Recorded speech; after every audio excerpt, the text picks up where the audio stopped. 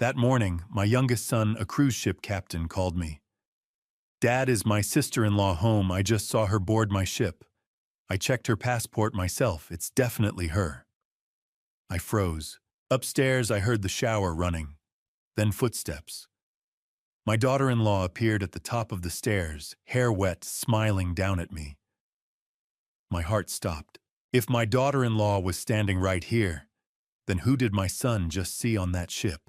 "Hello, thank you for being here." If that opening gave you chills, the truth is darker. Like, subscribe and comment where you're from. Take care of your health wherever you are. Note: this is a fictional story, not real events, but the lessons learned are deeply meaningful. Any similarities are coincidental. Let's uncover what happened. My younger son called me that morning while I stood at the kitchen sink, hands deep in soapy water, watching the November sun paint gold across the harbor. I remember thinking how Margaret would have loved a morning like this: crisp air, clear skies, the kind of day that makes you grateful to be alive in Annapolis. But Margaret had been gone for 12 years, and I'd learned to carry gratitude and grief in the same breath. "Dad." Cameron's voice came through the phone speaker, tinny but urgent, and he always called me Dad, never Pop or Father, just Dad, steady and sure, the way he'd captained ships since he was 24.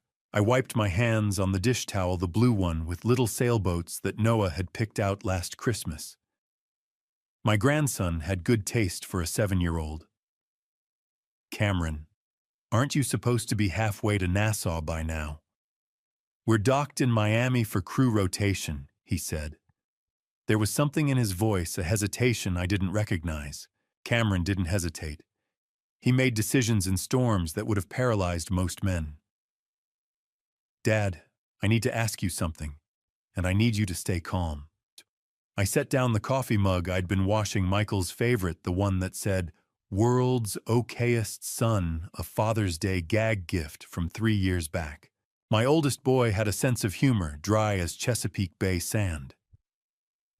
"What's wrong?" "Nothing's wrong, exactly. It's just—" Cameron exhaled long and slow. "Dad, is Vanessa home right now?" I glanced at the ceiling toward the second floor where I'd heard the shower running 20 minutes ago. My daughter-in-law had moved in with us 6 months after Michael's promotion to IT director at Chesapeake Digital Systems, said she wanted to help with Noah while Michael traveled for client meetings. Sweet gesture, I'd thought. "She's upstairs," I said. "Taking a shower, why silence? Not the comfortable kind we sometimes shared on Sunday phone calls, but the heavy kind, loaded with unspoken words." "Cameron." "Dad, that's not possible." His voice dropped lower, nearly a whisper. "I'm looking at Vanessa right now. She's on my ship." The dish towel slipped from my hand. "What are you talking about? MS Ocean Majesty, Dad. I saw her passport myself when she boarded yesterday at Port of Miami boarding gate C. I processed her check-in personally, suite 1204 premium deck. I thought it was weird she didn't mention visiting, but I figured maybe she wanted to surprise Michael for your anniversary or something." He paused.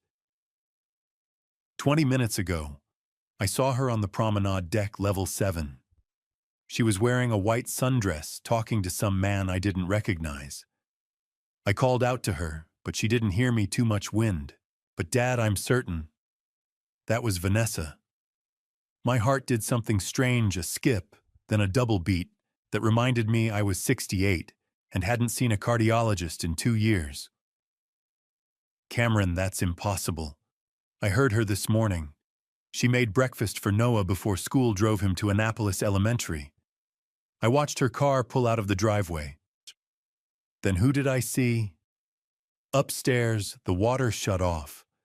The old pipes groaned the way they always did, a sound I'd been meaning to fix since Carter was president, but never got around to. "Oh, hold on," I said. I left the phone on the counter speaker still on and walked to the staircase. Michael had been in Arlington all week, some massive database migration project for a Northern Virginia client that had him working 12-hour days. He'd left Monday morning with his laptop bag and a promise to be back by Thursday night, maybe Friday, if things went south. Which meant it was just me, Noah, and whoever this woman was in the house. "Oh, it's Vanessa," I called up the stairs. No answer. I climbed slowly, one hand on the banister. My knees weren't what they used to be. Too many years crewing sailboats in the Naval Academy basin. Too many Saturdays coaching youth soccer when the boys were small. The second-floor hallway smelled like lavender soap, Vanessa's favorite. The bathroom door stood slightly ajar, steam curling out like morning fog over the water. "Vanessa, you okay up there?" A shadow moved behind the frosted glass shower door. Then it opened. A woman stepped out wrapped in a white towel, dark hair dripping onto bare shoulders. She looked exactly like Vanessa, same heart-shaped face, same brown eyes, same small mole on her left collarbone. But something was off. The way she held herself, maybe. Stiffer, more cautious. "Harold." The voice came from behind me. I spun around. Vanessa, or another woman who looked exactly like her, stood at the top of the stairs, fully dressed in jeans, and a burgundy sweater car keys dangling from her hand. Her hair was dry-styled. She smiled, but it didn't quite reach her eyes. "Did you need something? I was just heading to the farmer's market." I looked from her to the woman in the towel. Back to her. My brain stuttered, trying to make sense of geometry that didn't work. From the kitchen downstairs, Cameron's voice drifted up small and distant through the phone speaker. "Dad, you still there?" The woman in the towel clutched the fabric tighter. The woman on the stairs took a step forward. They were identical. Not similar, identical. Same height, same build, same faint scar on the right eyebrow from a childhood accident Vanessa had once mentioned. My mouth opened, closed. No words came. I stood there in the hallway, phone still on the counter downstairs, Cameron's voice a distant buzz, and stared at two women who wore my daughter-in-law's face. How could she be in two places at once? I didn't sleep that night. Every creak of the floorboards upstairs sounded like footsteps I couldn't trust. By dawn, I'd made a decision I wouldn't confront her, not yet. Margaret used to say, "Trust your eyes, Harold, but verify your heart." So I watched. Tuesday morning, 3 days after Cameron's call, I came downstairs to find the kitchen spotless. Counters gleamed. Breakfast dishes already washed, dried, and put away. The faint scent of lemon cleaner hung in the air. Vanessa stood at the stove humming while she flipped pancakes. Her shoulders were relaxed, a slight smile on her face. I stood there with my coffee mug trying to remember the last time I'd seen her like this. The answer was simple, never. My real daughter-in-law didn't clean. Not with any regularity. Michael had complained about it once last summer after a few beers at a backyard barbecue. "Dad, I love her, but she leaves dishes in the sink for 3 days." He'd laughed it off. I'd kept my mouth shut, it wasn't my business. But this woman humming cheerfully while she cooked was different. "Morning, Harold." She glanced over my shoulder. "Pancakes I made extra." I sat down watching her move. Everything about her seemed lighter. Less burdened. Noah thundered downstairs and grabbed a pancake with his bare hands. "These are good, Mom." She ruffled his hair. "Glad you like them, sweetie." After they left for school, I walked back into the kitchen. The sink was empty. Spotless. I opened the dishwasher. Also empty, she'd hand-washed everything. I pulled out my phone and found an old photo from Michael's 40th birthday in August.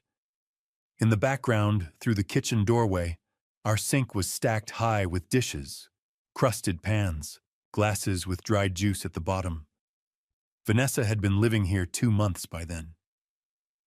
I set the phone down uneasy. The next afternoon, Wednesday, our neighbor Diane Morrison knocked on the door around 3. She swept into the kitchen carrying a glass bowl covered with plastic wrap. "Harold, I was at the city dock this morning, and they had fresh shrimp right off the boats.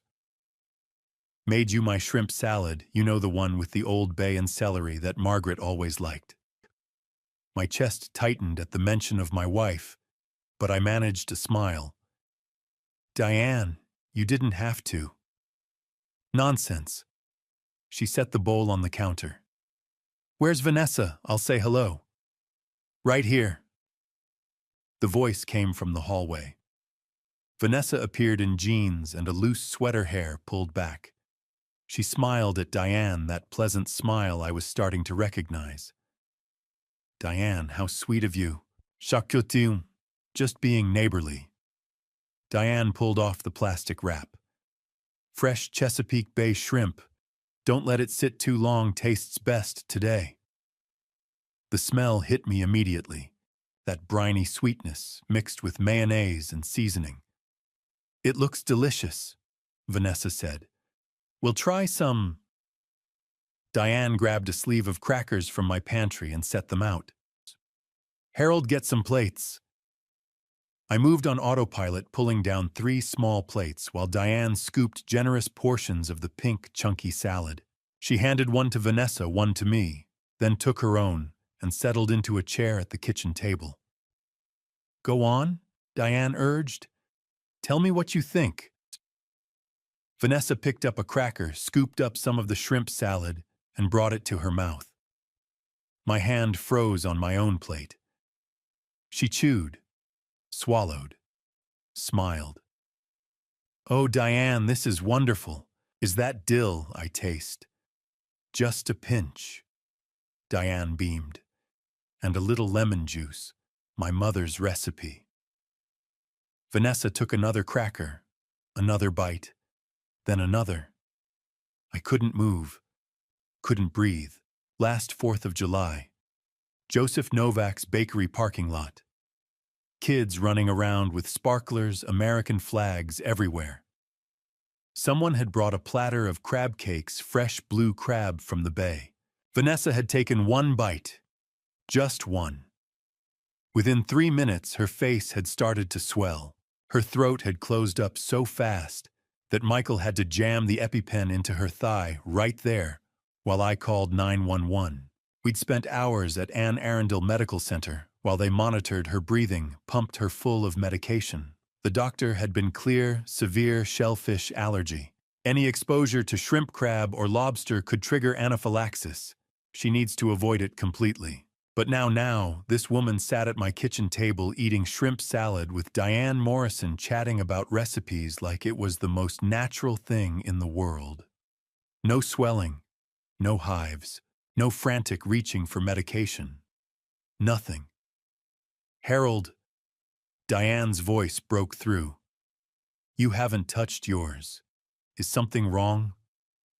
No, I cleared my throat. Just remembering something. It's wonderful, Diane. Thank you. She stayed another 20 minutes chatting about the Maritime Festival coming up in December. Vanessa laughed at all the right moments, asked thoughtful questions, played the part perfectly.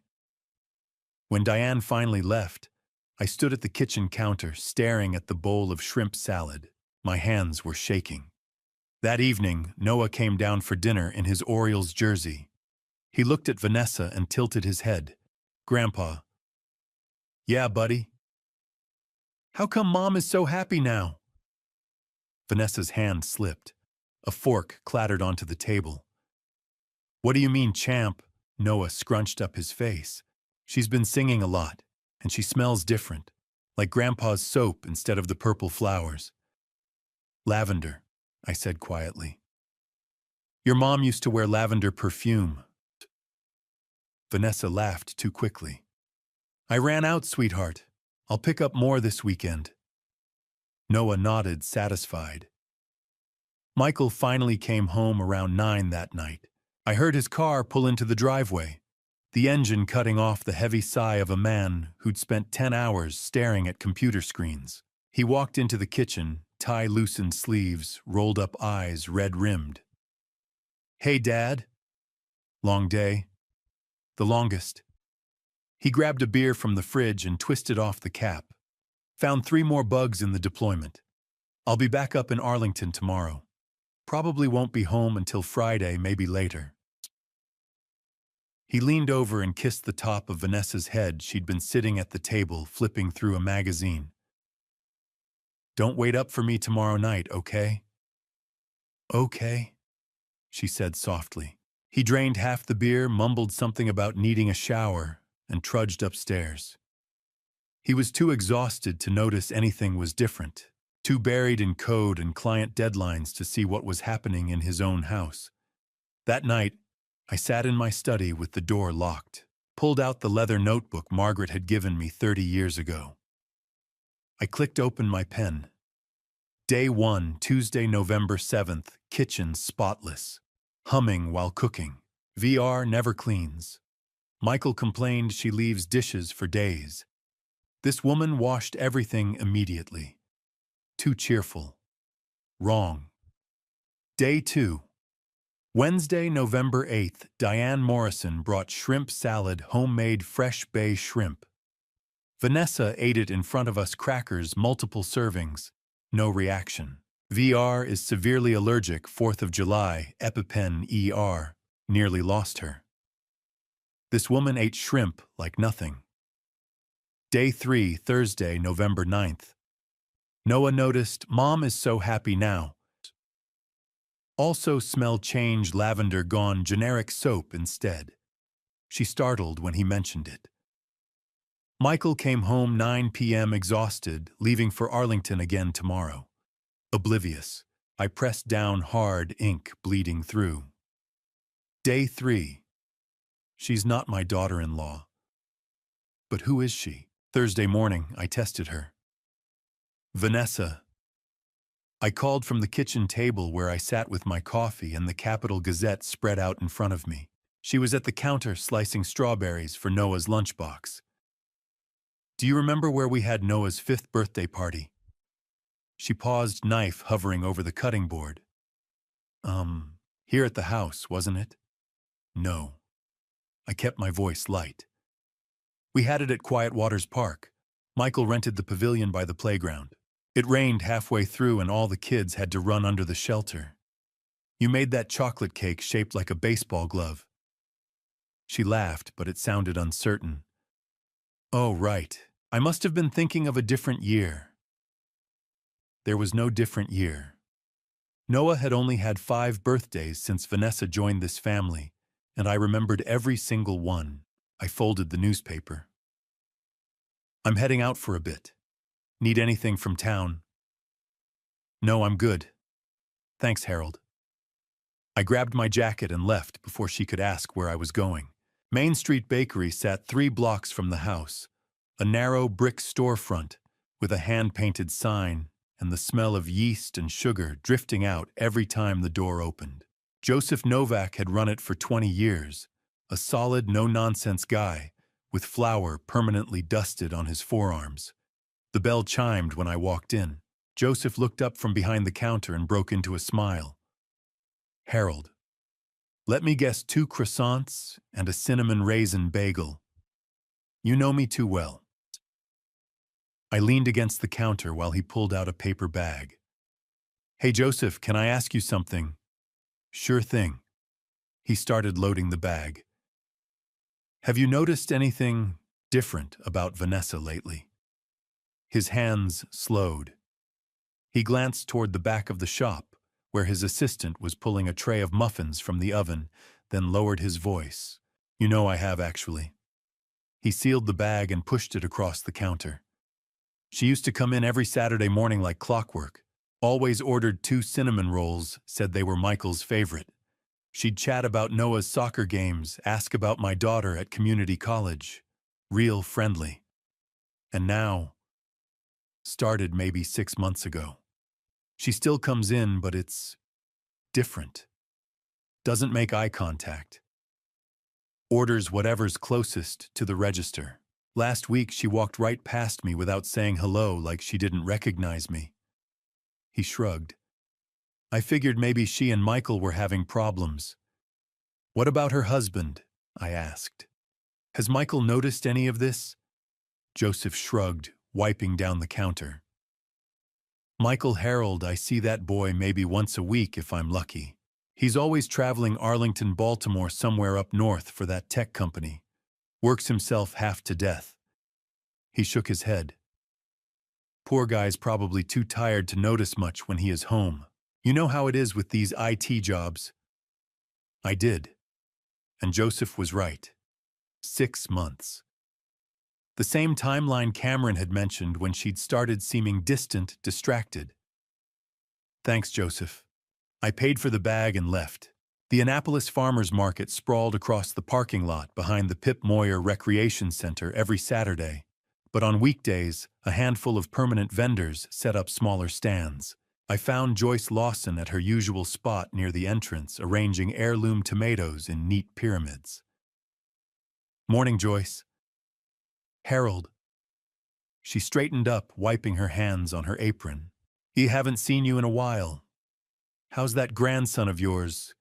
Growing like a weed. I picked up a tomato, turned it over in my hand. Joyce, I wanted to ask, have you noticed anything odd about Vanessa?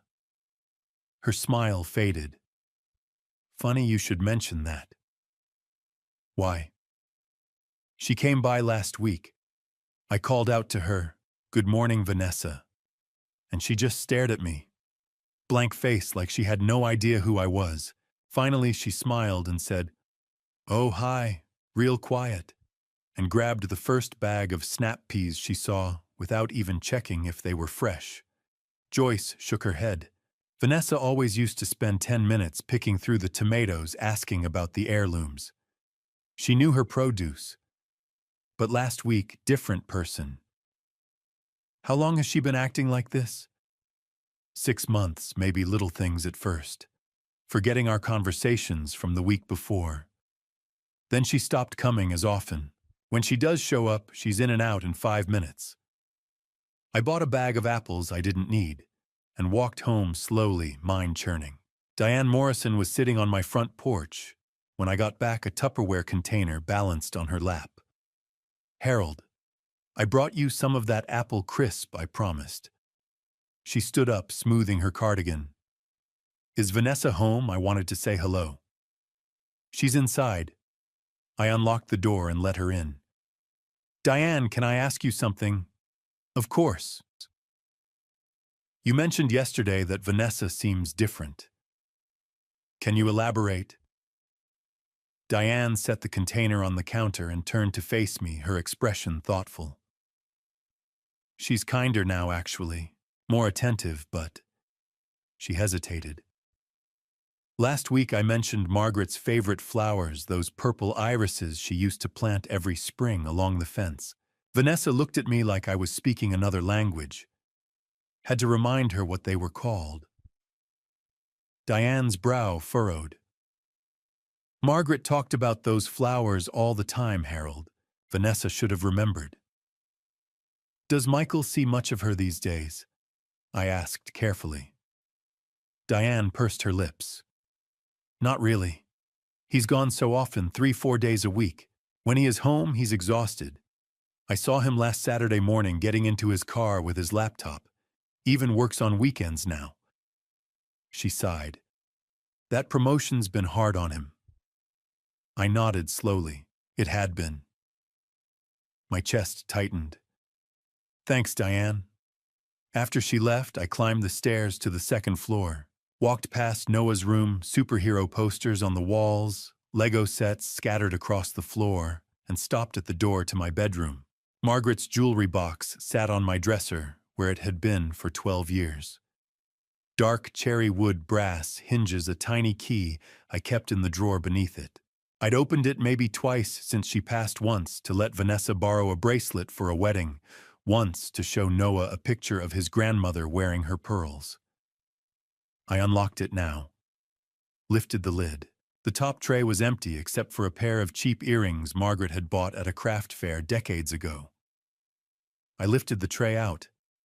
The bottom compartment was empty too. My hands started shaking.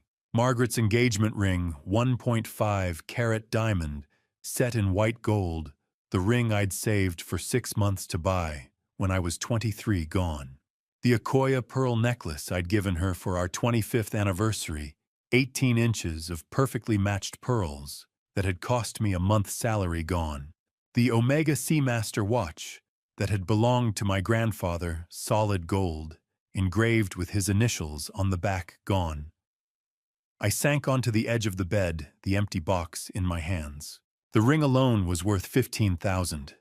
The necklace, 25. The watch at least 12, maybe more to a collector. I thought of the small diamond watch Margaret used to wear on special occasions, the one with the sapphires around the face her mother had given her. I checked the drawer where she'd kept it. Also gone.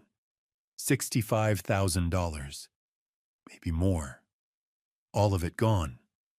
I sat there for a long time, staring at the empty velvet lining, trying to remember the last time I'd seen any of it. There had been a family photo last Christmas. Michael had insisted on getting everyone together for a portrait. Had Vanessa been wearing the pearls, then I couldn't remember. Couldn't think straight. Downstairs, I heard the front door open. Vanessa's voice calling up, "Harold, I'm taking Noah to his soccer practice. We'll be back around 5. The door closed again, car engine starting, pulling away. I looked down at the empty box in my trembling hands. She's stealing from us. But why and who is helping her? I needed advice. Or maybe I just needed someone to tell me I wasn't losing my mind. That afternoon, I drove down to City Dock Coffee, a small place right on the waterfront, with outdoor tables that looked out over the harbor. Sailboats bobbed at their moorings. Tourists wandered past with ice cream cones. It was the kind of peaceful scene that felt completely at odds with the chaos in my head. Vernon Nash was already there, sitting at our usual table with a mug of black coffee and the day's crossword half finished. He looked up when I approached and immediately set down his pen. "You look terrible," he said. "Thanks." I dropped into the chair across from him. Vernon and I had known each other for 40 years, met when we were both young fathers, coaching Little League, stayed friends through careers and kids and Margaret's funeral. He'd been a structural engineer before he retired, the kind of guy who approached every problem with logic and patience. If anyone could help me make sense of this, it was him. "What's going on, Harold?"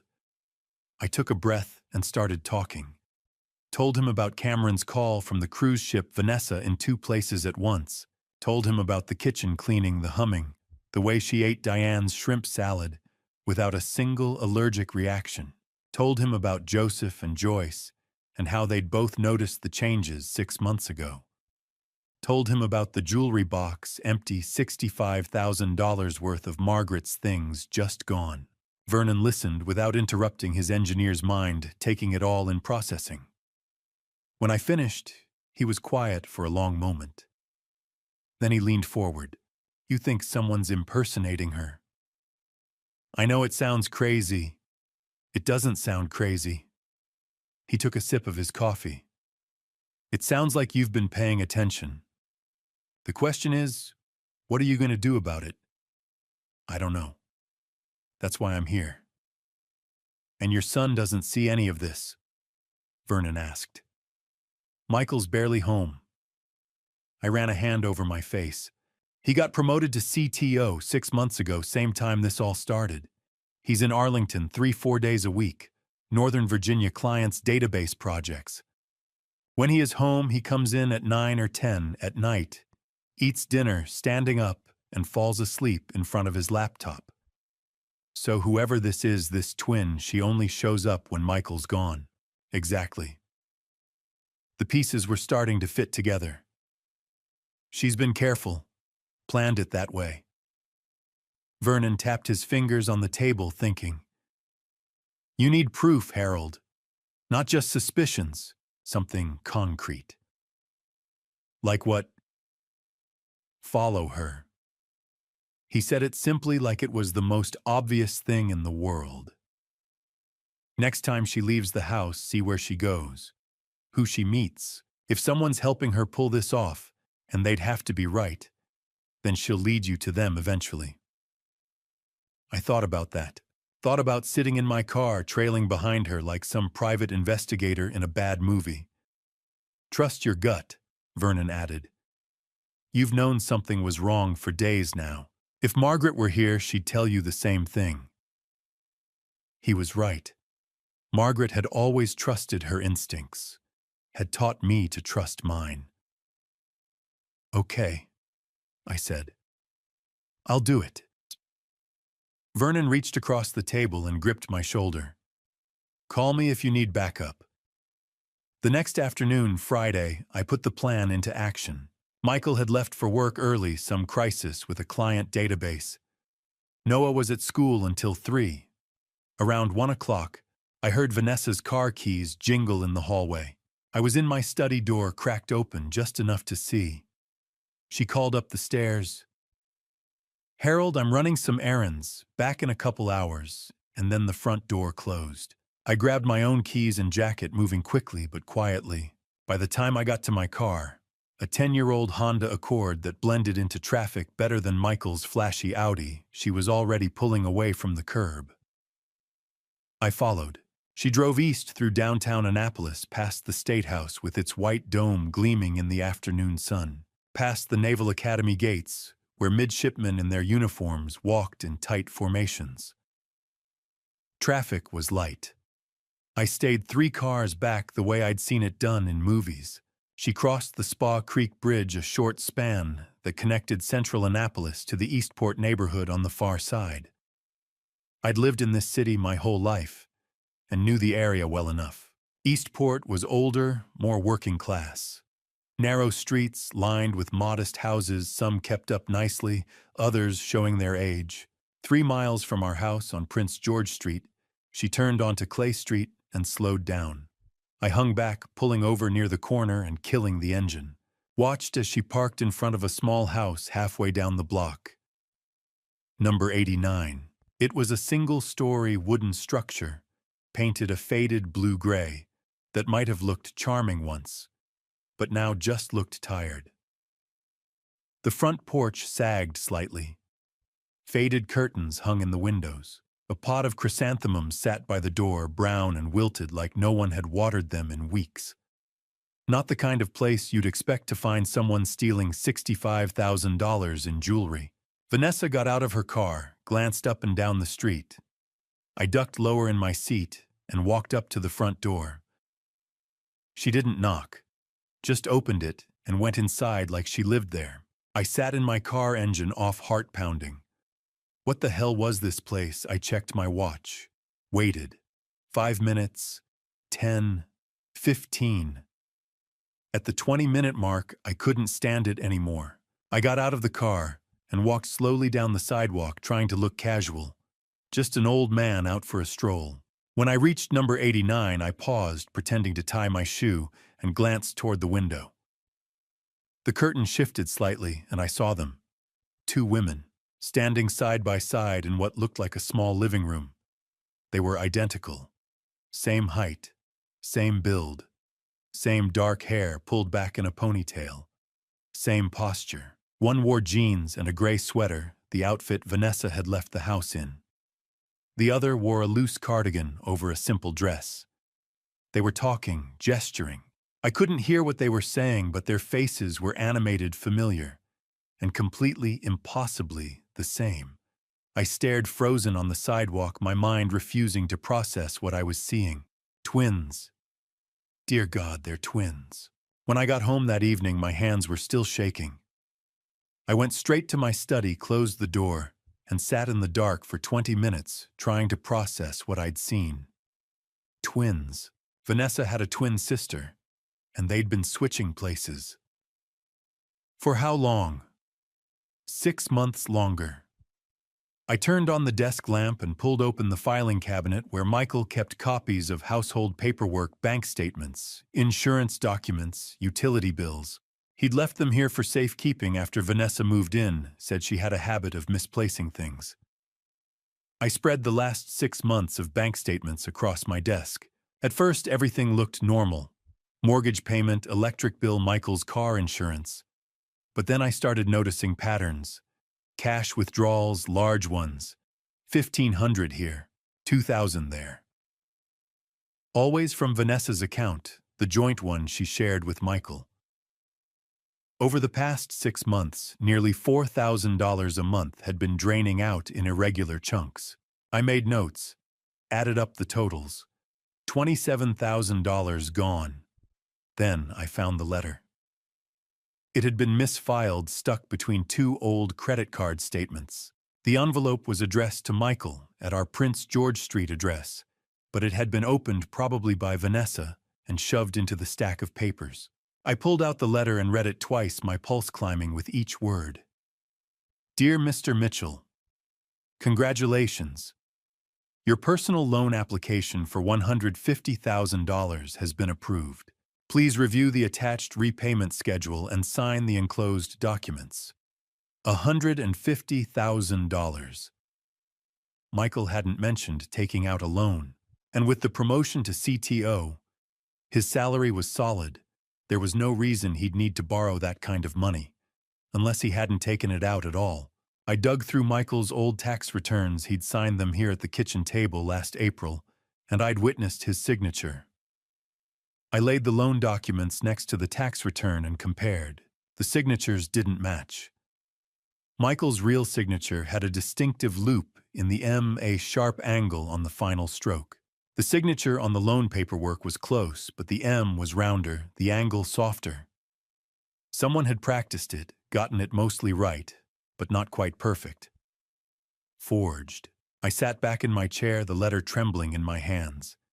She didn't just steal jewelry. She's stealing his identity. 3 days later, Monday afternoon, I drove back to Eastport.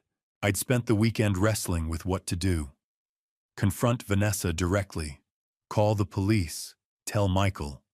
Every option felt wrong, incomplete. I needed more information.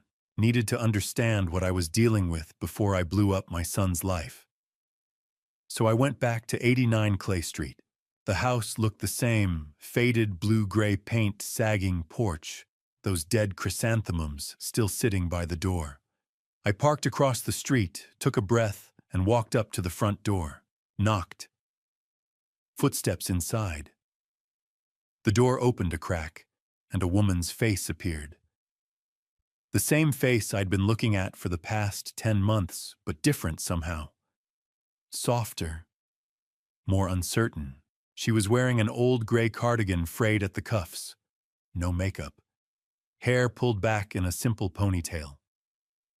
Can I help you? Her voice was quieter than Vanessa's, more tentative. My name is Harold Mitchell, I said. I'm Michael's father.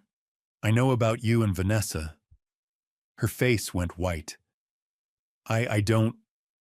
Please, I said. I'm not here to cause trouble. I just need to understand what's happening. She hesitated, then stepped back and opened the door wider. You should come in.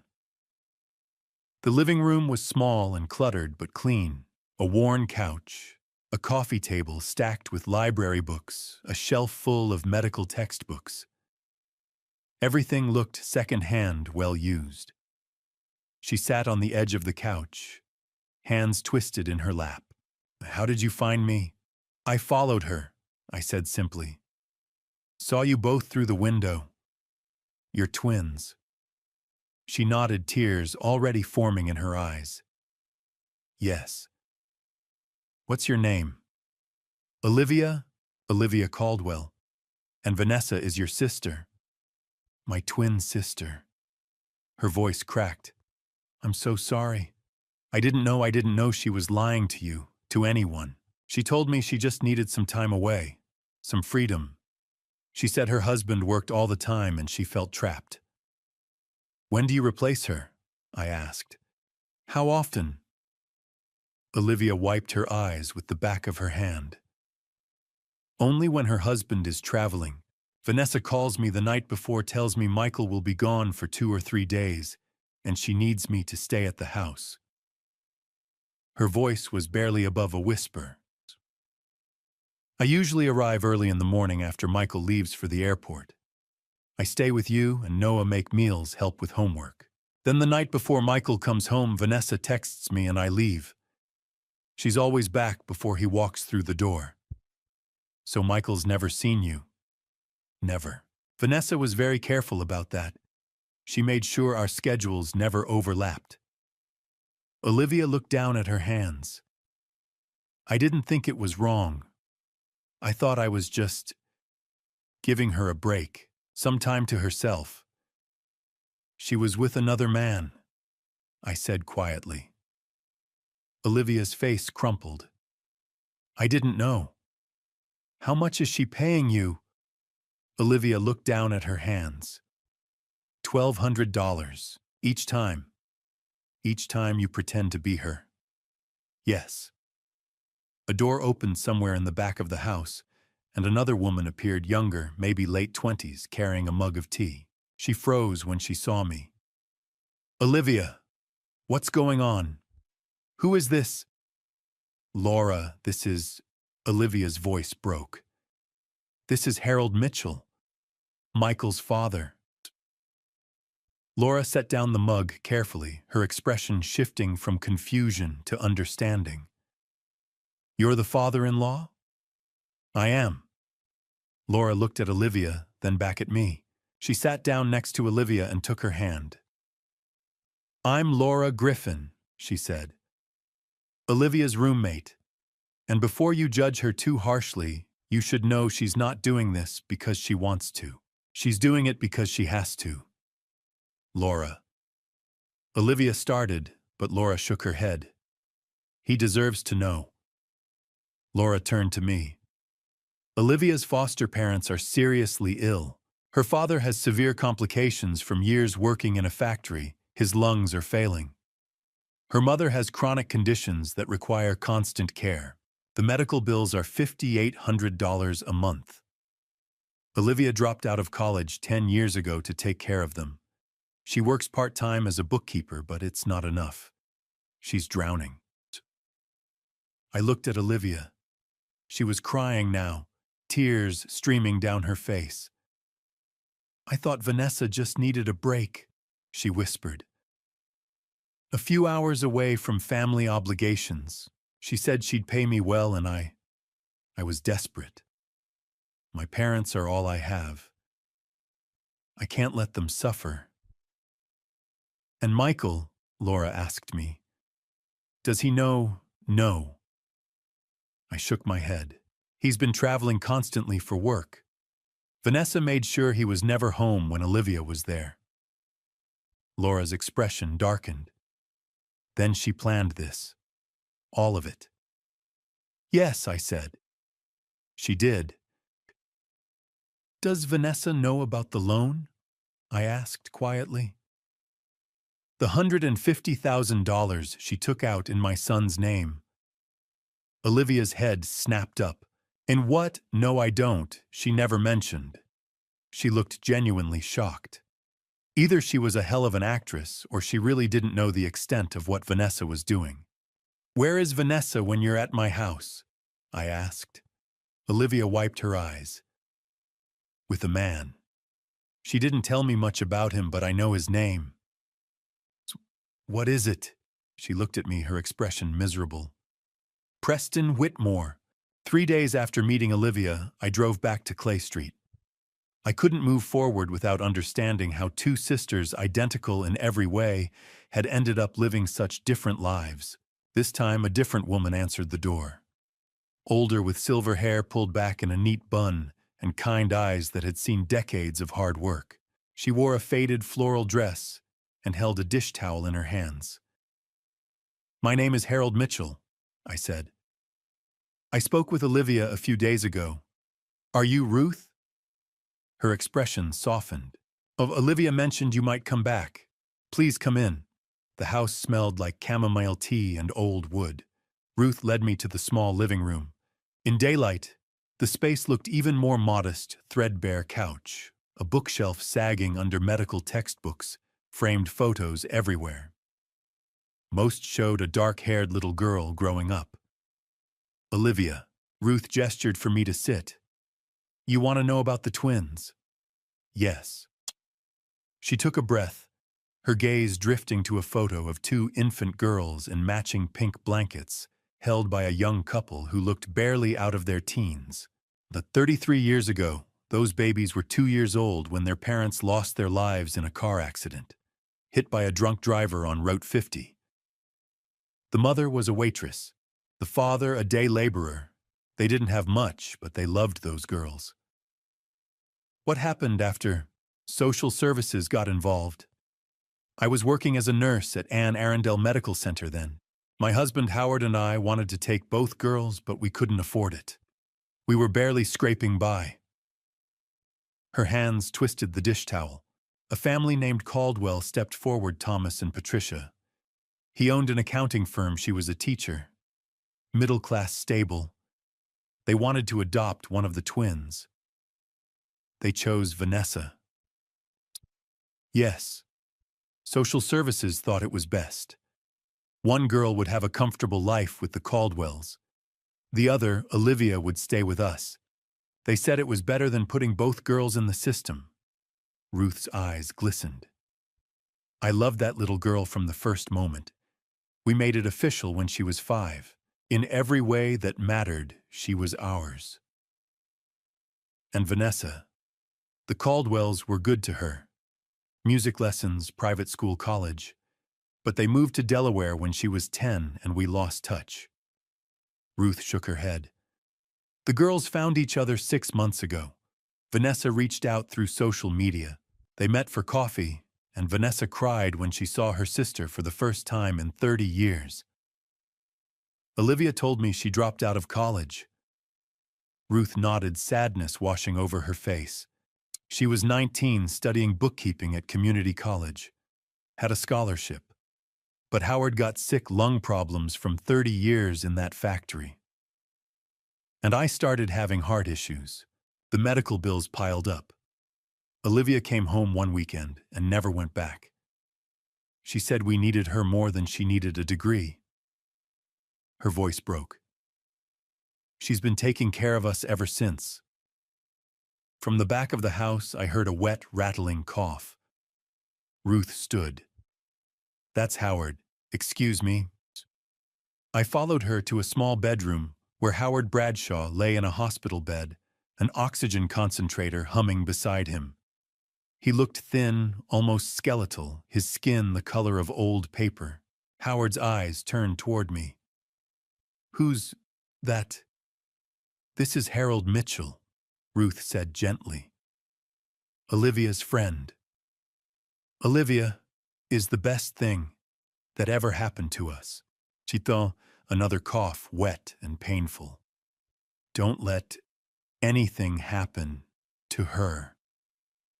I won't, I said and meant it. Ruth walked me back to the living room.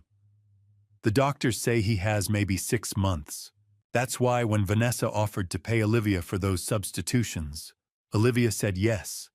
She was desperate. We were desperate. She looked at me firmly, but Olivia didn't know what Vanessa was really doing. I know, I said, and I'm going to help you when this is all over. Ruth nodded, tears in her eyes. That afternoon, I met Vernon at City Dock Coffee. He took one look at my face and pushed his coffee toward me. You need a private investigator, I said. Vernon pulled out his phone and made a call. 20 minutes later, a man in his mid-40s walked up, broad-shouldered, graying hair alert eyes. Rick Morrison, Vernon said. Retired Baltimore PD, best investigator I know. Morrison sat down. Vernon says you need someone looked into. I slid a napkin across the table with a name written in block letters, Preston Whitmore. I need to know everything about this man. Morrison looked at the name, when this related to something illegal. Yes. Give me a week. 7 days later, Morrison called.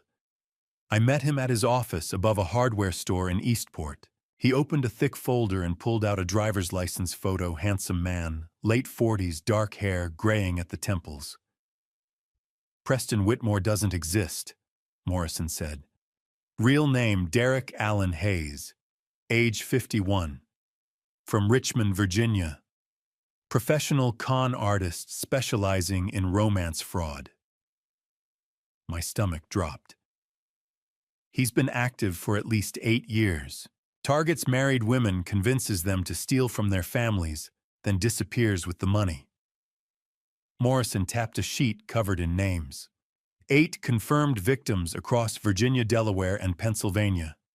Total losses $2.1 million. $2.1 million. He uses different names. Preston Whitmore, Brandon Cole, Marcus Stevenson. Morrison pulled out photos Hayes with different women, always the same confident smile. He's currently dating at least 3 other women. Your daughter-in-law is just one mark among many. I stared at the photos, rage building in my chest. He's wanted in Virginia for fraud and identity theft. Delaware issued a warrant last year. But he's slippery, moves around, uses cash, changes his appearance. Morrison closed the folder. If your daughter-in-law is involved with this guy, she's in serious danger. He's not going to leave her with anything. I picked up the folder, hands shaking. Thank you. Morrison walked me to the door. Be careful. Hayes is dangerous. Not violent, but he's ruined a lot of lives. I looked down at the folder, at the face of the man who'd been manipulating my daughter-in-law, stealing from my son. Vanessa's not just betraying Michael. She's being used by a monster. The night before the confrontation, I sat in my study with the door locked and the desk lamp casting long shadows across the walls. In front of me lay the leather notebook Margaret had given me for our 30th anniversary, now filled with 10 days' worth of observations, suspicions, and terrible truths. I read through it slowly, page by page, making sure I hadn't missed anything. Cameron's call, the shrimp salad, the missing jewelry, the twins standing side by side in that rundown house on Clay Street. Ruth's story about 2 babies separated 33 years ago. The forged loan documents. And Preston Whitmore, no Derek Allen Hayes, the monster who'd been pulling the strings all along. Tomorrow night, it would all come out. And I needed to be ready. I picked up my phone and started making calls. Cameron answered on the second ring. Dad, everything okay? I need you home tomorrow. Can you get a flight from Miami? Tomorrow? I heard him moving, probably checking his schedule. Yeah, I can swap shifts with Anderson. What's going on? Family dinner, 6:30. It's important. There was a pause. This is about Vanessa, isn't it? About what I saw on the ship. Yes. I'll be there.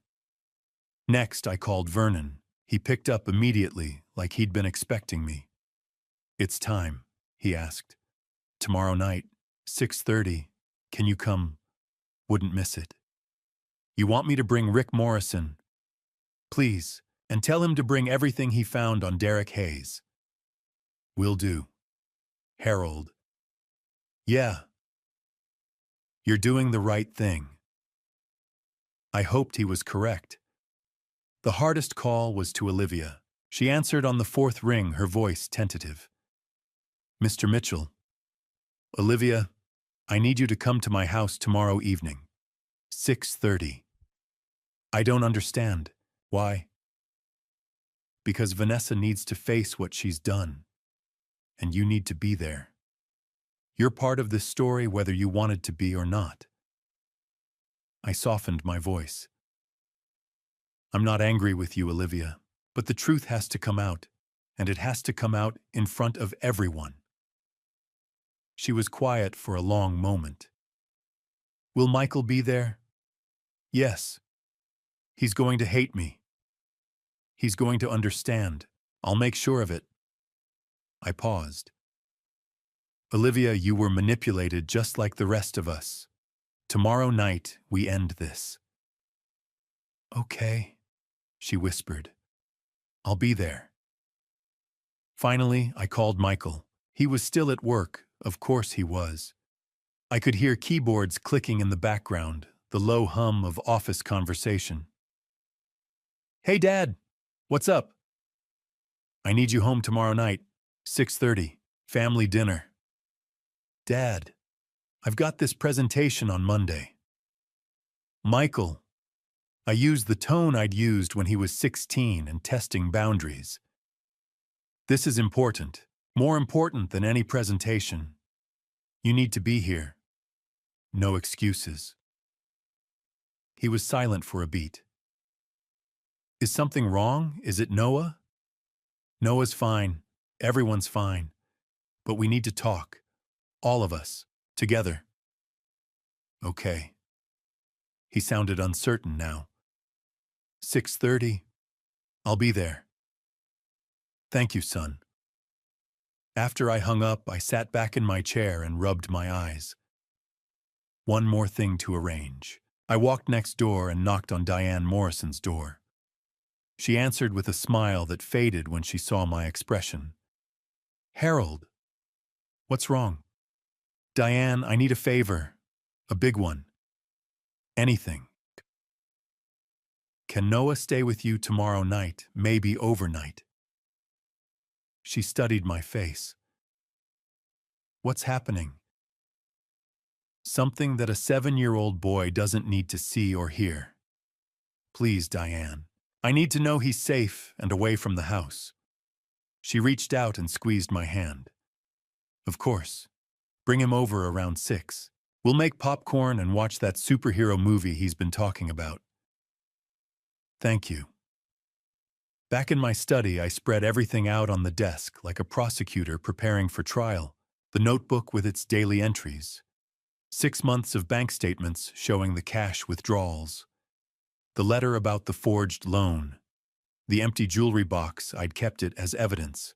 The folder from Detective Morrison thick with photos and documentation of Derek Hayes' criminal history. I picked up a photo of Preston Whitmore Derek Hayes smiling confidently at the camera, his arm around a woman who wasn't Vanessa. One of his other victims, probably. Looking at his face made my hands shake with rage. This man had wormed his way into my family. Had convinced my daughter-in-law to betray her husband, steal from her son, commit fraud, and for what money he'd planned to take for himself all along. Tomorrow he wouldn't be there. But Vanessa would. And she'd have to face what she'd done. I opened the bottom drawer of my desk and pulled out an old photo album. Found the picture I was looking for Margaret and me on our wedding day, young and hopeful, and convinced we could handle anything life threw at us. On the back, in her neat handwriting, she'd written something I'd forgotten until now. Always protect this family, Harold. No matter the cost. Love, M. I traced the words with my finger. I'm trying, Margaret, I whispered to the empty room. God knows I'm trying. I thought about tomorrow, about Michael's face when he learned the truth, about Noah, who'd grow up knowing his mother had betrayed them all, about Olivia who'd been desperate enough to help orchestrate this mess, about Vanessa who'd thrown away a good marriage for a con artist's empty promises. And I thought about Cameron and Vernon and Detective Morrison all coming to stand with me, because that's what family and friends did. They showed up when it mattered. I closed the album and stood, gathered all the evidence into a single stack and placed it in a folder. Tomorrow at 6:30, I'd lay it all out on the dining room table. No more secrets. No more lies. Just the truth, painful as it would be. I picked up the framed photo from my desk, all of us together last Christmas. Michael, Vanessa, Noah, Cameron, and me. We'd looked happy. We'd looked like a family. Tomorrow we'd find out if we still were. I set the photo down gently and turned off the desk lamp. Tomorrow the truth comes out. The evening arrived cool and clear. I'd spent the afternoon setting up the dining room like a courtroom, chairs arranged around the table, documents stacked neatly at my place at the head. Everything had to be perfect. Everything had to be ready. At 6 o'clock, I walked Noah next door to Diane Morrison's house. He was excited about the sleepover, chattering about the superhero movie they were going to watch. He didn't notice the tension in my shoulders or the way my hands shook when I hugged him goodbye. "I'd be good for Mrs. Morrison," I said. "I will, Grandpa." He ran inside, already asking Diane if they had popcorn. Diane met my eyes over his head. "He'll be fine. You do what you need to do." I nodded and walked back to 247 Prince George Street. By 6:15, my heart was pounding so hard I could hear it in my ears. Michael arrived first. His Audi pulled into the driveway at exactly 6:17, and he came through the front door, still wearing his work clothes, slacks, button-down shirt with the sleeves rolled up. His Chesapeake Digital Systems badge still clipped to his belt. "Dad." He looked around the living room, noting the formal setup of the dining room visible through the doorway. "What's going on? Where's Noah?" "Noah's at Diane's for the night." His face shifted from confusion to concern. "Why, Dad, you're scaring me. What's this about?" Before I could answer, I heard a car door slam outside. Cameron, my younger son, came through the door carrying an overnight bag still in his cruise line uniform white shirt, with captain's epaulets, dark pants, his face tanned from months at sea. He dropped the bag and crossed the room in 3 strides, pulling me into a tight hug. "I'm here, Dad." Michael looked between us. "Samtritin, what are you doing here? I thought you were in the Caribbean." Swapped shifts. Cameron released me and turned to his brother. "Dad called, said it was important." "Important." Michael's voice rose slightly. "What the hell is going on?" "Sit down, son," I said quietly. "Everyone will be here soon, and then I'll explain everything. Dr. Tuchin to everyone who's everyone." As if on cue, Vernon Nash's truck pulled up outside. He came in without knocking the way he'd done for 40 years and gave me a solemn nod. He took a seat in the corner of the living room. Hands folded in his lap, his engineer's mind already processing the scene. Michael looked at Vernon, then at me. "Dad." The doorbell rang. I opened it to find Detective Rick Morrison on the porch, a thick accordion folder tucked under his arm. He was dressed in a blazer and jeans, his detective's badge visible on his belt, even though he'd been retired for 3 years. "Mr. Mitchell." He shook my hand. "Thank you for coming." He stepped inside, his eyes sweeping the room with professional assessment, and took a seat near the door. He set the folder on his lap and waited. Michael was staring at Morrison now, his face pale. "Is that a detective, Dad? What the hell is happening? Is someone in trouble?" "Michael, please, just wait." At 6:25, the doorbell rang again. I opened it and found Olivia Caldwell standing on my porch. She wore a simple gray cardigan over a plain dress, her hair pulled back in a ponytail. No makeup. Her eyes were red-rimmed like she'd been crying, and her hands twisted together nervously. "Mr. Mitchell," she whispered. "I almost didn't come." "I'm glad you did. Come in." She stepped inside hesitantly, like she was walking into a lion's den. Michael had been pouring himself a glass of water in the kitchen. The glass slipped from his hands and shattered on the floor. "Vanessa." He stared at Olivia, his face a mask of confusion. She looked exactly like his wife, same height, same build, same face, but she was dressed differently, held herself differently, and there was something softer in her expression. Olivia started, but Michael wasn't listening. He turned toward the living room, and that's when he saw her. Vanessa. His real wife stood near the fireplace, wearing dark jeans and a burgundy sweater. She'd been there the whole time, watching from the shadows of the living room while I'd answered the door. Now she stepped forward into the light. Her face pale, her hands clenched at her sides. Michael looked from Olivia to Vanessa. Back to Olivia. Back to Vanessa. "What?" His voice cracked. "What the hell is this?" Cameron moved to his brother's side, one hand on Michael's shoulder. Mike, just breathe. There's two of them. Michael's voice was rising, panic creeping in. There's two Vanessas. Dad, what's happening? Am I losing my mind? You're not losing your mind, I said gently. Sit down. Please. Michael looked like he might refuse, but Cameron guided him to a chair at the dining room table. Cameron sat beside him, and Vernon moved from the corner to take a seat on Michael's other side. Morrison stayed near the door folder, still on his lap. Olivia took a seat at the far end of the table, as far from everyone as she could get. Vanessa remained standing by the fireplace, her arms wrapped around herself. Vanessa, I said. Sit down. She didn't move for a long moment. Then slowly she walked to the table and sat across from Michael. She wouldn't meet his eyes. The clock on the mantel read 6:28. Everyone was here. Everyone except Noah, safe at Diane's house, and Preston Whitmore, Derek Hayes, who had no idea what was about to happen.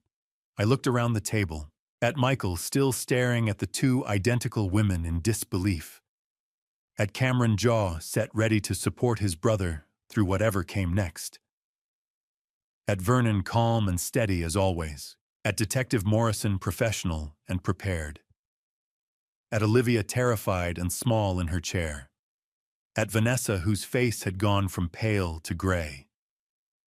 This was my family. Broken, maybe. Betrayed, certainly. But still my family. I stood at the head of the table, my hands resting on the stack of documents I'd prepared. The notebook, the bank statements, the loan papers, the jewelry box, the folder about Derek Hayes, the evidence of everything that had been stolen from us. Michael looked up at me, his eyes desperate. Dad, please, tell me what's going on. I took a deep breath and met his gaze. Thank you all for coming. Tonight we talk about truth. The clock struck 6:30. I stood at the head of the table, my hand resting on the leather notebook. The room was silent except for the ticking of the mantel clock and Michael's ragged breathing. 10 days ago, Cameron called me from Miami. He told me he'd seen Vanessa boarding his ship, but Vanessa was also here at the same time. I watched and noticed things, the way she cleaned, how she ate shrimp without an allergic reaction, how neighbors said she'd changed. Then I discovered Margaret's jewelry was missing, $65,000 worth, so I followed her. I pointed to Olivia, who sat with her head bowed, hands clenched in her lap. This is Olivia Caldwell, Vanessa's twin sister. The silence was suffocating. Then Michael exploded out of his chair. What, Dad? That's impossible. Vanessa doesn't have a sister. Sit down, Michael. No, this is insane. You're telling me my wife has a twin I never knew about, that she's been switching places.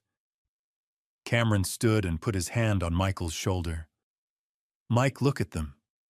Really look. Michael turned his eyes, moving from Vanessa to Olivia and back. I watched realization dawn as he took in the identical features, same height, same build. The only difference was their clothes and expressions, Vanessa rigid and defensive, Olivia small and terrified. No, Michael whispered. This can't be real. It's real, I said. Cameron, show him. Cameron pulled out his phone and showed photos, a woman in a white sundress on the ship's deck, a passport being scanned at the boarding gate. MS Ocean Majesty, 10 days ago. Boarding gate C-Suite 1204. I processed her check-in myself, Mike. I saw her passport with Vanessa's name. Later, I saw her on deck 7 with a man. Michael took the phone with shaking hands. But she was here. She made breakfast for Noah. He looked at me. You saw her that morning. I saw someone who looked like Vanessa, I said. But it wasn't her. It was Olivia. Michael turned slowly toward Olivia. Is this true? Olivia's eyes filled with tears. I'm so sorry, Michael. I never wanted to hurt anyone. I didn't even know you existed until 6 months ago. Answer the question, did you pretend to be my wife? Yes. The word came out as a sob. Vanessa contacted me 6 months ago. We'd been separated as babies. I didn't know I had a twin until she found me through social media. She told me about her life and asked for help. She said she needed time away, that life felt overwhelming. She offered to pay me $1,200 each time I stayed at your house and pretended to be her. Michael's face went white. $1,200. My foster parents are very ill. Medical bills are $5,800 a month. I work part-time as a bookkeeper, but it's not enough. I was desperate. Olivia pressed her hands over her face. When Vanessa offered to pay me, I said yes. I thought I was just giving her a break. I didn't know she was lying to everyone. I didn't know about you, about Noah. How could you not know? You were in my house. You saw my son. Horror dawned on his face. How many times did you pretend to be his mother? Maybe 20 times 30. Olivia was crying openly. Only when you were traveling. Vanessa would call the night before and tell me you'd be gone for a few days. I'd come after you left for the airport and stay until the night before you came home. Then I'd leave and Vanessa would come back. Michael turned to Vanessa. Is that true? You had her come when I was gone for work. Vanessa's jaw tightened, but she didn't answer. Answer me. Michael slammed his hand on the table. Did you do this? Vanessa lifted her head, eyes hard. Yes. The word fell like a stone. Michael staggered. Cameron caught his arm. Why? Michael's voice broke. Why would you do this? I loved you. We have a son. Why? Because I was suffocating. Vanessa's voice cracked. Do you know what it's like being stuck in this house with your father while you're off building your career? You were never home, Michael. Never. Always in Arlington or Baltimore working 12-hour days. I was alone. I was lonely. So you paid someone to replace you. Michael's voice was quiet, now deadly. You abandoned our son so you could... His face changed. The man Cameron saw you with on the ship. Who was he? Vanessa looked away. Who was he? The room held its breath. I stepped forward. His name is Preston Whitmore, or that's what he told Vanessa. I looked at my son, saw the devastation in his eyes. Michael, sit down. Please. There's more. More. Michael laughed hollow and broken. What more could there be? I met his eyes. The twin substitution was just the start. If that twin revelation just shocked you as much as it shocked me that night, type shocked below. I want to know you're still following along. Fair warning. The narrative ahead includes fictional details crafted for impact. If you'd rather not continue, now's your chance to step away. But trust me, the real breakdown is coming next. I reached under the table and pulled out the empty jewelry box. Set it down in front of Vanessa with a hollow thud. Vanessa, where is my late wife's jewelry? She stared at the box, but said nothing. I opened it, showing everyone the empty velvet lining. Margaret's engagement ring, 1.5 carat diamond set in white gold, worth $15,000. Gone. I looked up at Vanessa. The Akoya pearl necklace I gave her for our 25th anniversary, 18 inches of perfectly matched pearls, $25,000. Gone. My voice was steady, but my hands shook. My grandfather's Omega Seamaster watch, solid gold, 1968, $12,000. Gone. and Margaret's diamond watch with the sapphires her mother gave her. 13,000. Also gone. Michael was doing the math in his head. But that's $65,000. Yes. I closed the empty box. All of it sold. All of it gone. Vanessa. Michael turned to his wife, his voice barely a whisper. Did you take Grandma's jewelry? Vanessa's face had gone gray, but she didn't answer. I pulled out the bank statements next, spreading them across the table. These are from your joint account. Over the past 18 months, there have been irregular cash withdrawals and transfers. 1,500 here, 2,000 there. Always when Michael was traveling. I pointed to the highlighted totals. $95,000 withdrawn in small amounts, so no one would notice. Cameron leaned forward, staring at the numbers. She almost 100 grand. And that's not all. I pulled out the letter from the bank, the one that had been misfiled in Michael's paperwork. 3 months ago, someone took out a personal loan for $150,000 in Michael's name. Michael snatched the letter from my hands, reading it rapidly. His face went from white to red. This is impossible. I never applied for a loan. I don't need a loan. I know you didn't. I pulled out his old tax return and laid it next to the loan documents. Look at the signatures. Michael compared them, and I watched understanding dawn. This isn't my signature. The M is wrong, the angle. He looked up at Vanessa, and for the first time I saw real fury in my son's eyes. You forged my signature. Vanessa's hands were shaking now, clutching the edge of the table. Let me make sure I understand this correctly. Michael's voice was deadly calm. You stole my grandmother's jewelry. You drained our savings. And you took out a $150,000 loan in my name without telling me. He stood slowly. $310,000. Vanessa, how could you do this? Vanessa's voice cracked. I needed what? Michael's control was slipping. Needed to steal from your own family, from your son's future. What the hell did you need $300,000 for? Detective Morrison stood pulling the thick folder from his lap. I can answer that. All eyes turned to him. Morrison opened the folder and pulled out a driver's license photo, sliding it across the table to Vanessa. The man you've been seeing, Preston Whitmore. Do you recognize him? Vanessa stared at the photo, her face crumbling. Yes, that's Preston. His real name is Derek Allen Hayes. Morrison pulled out more documents. Age 51, from Richmond, Virginia. He's a professional con artist who specializes in what's called romance fraud.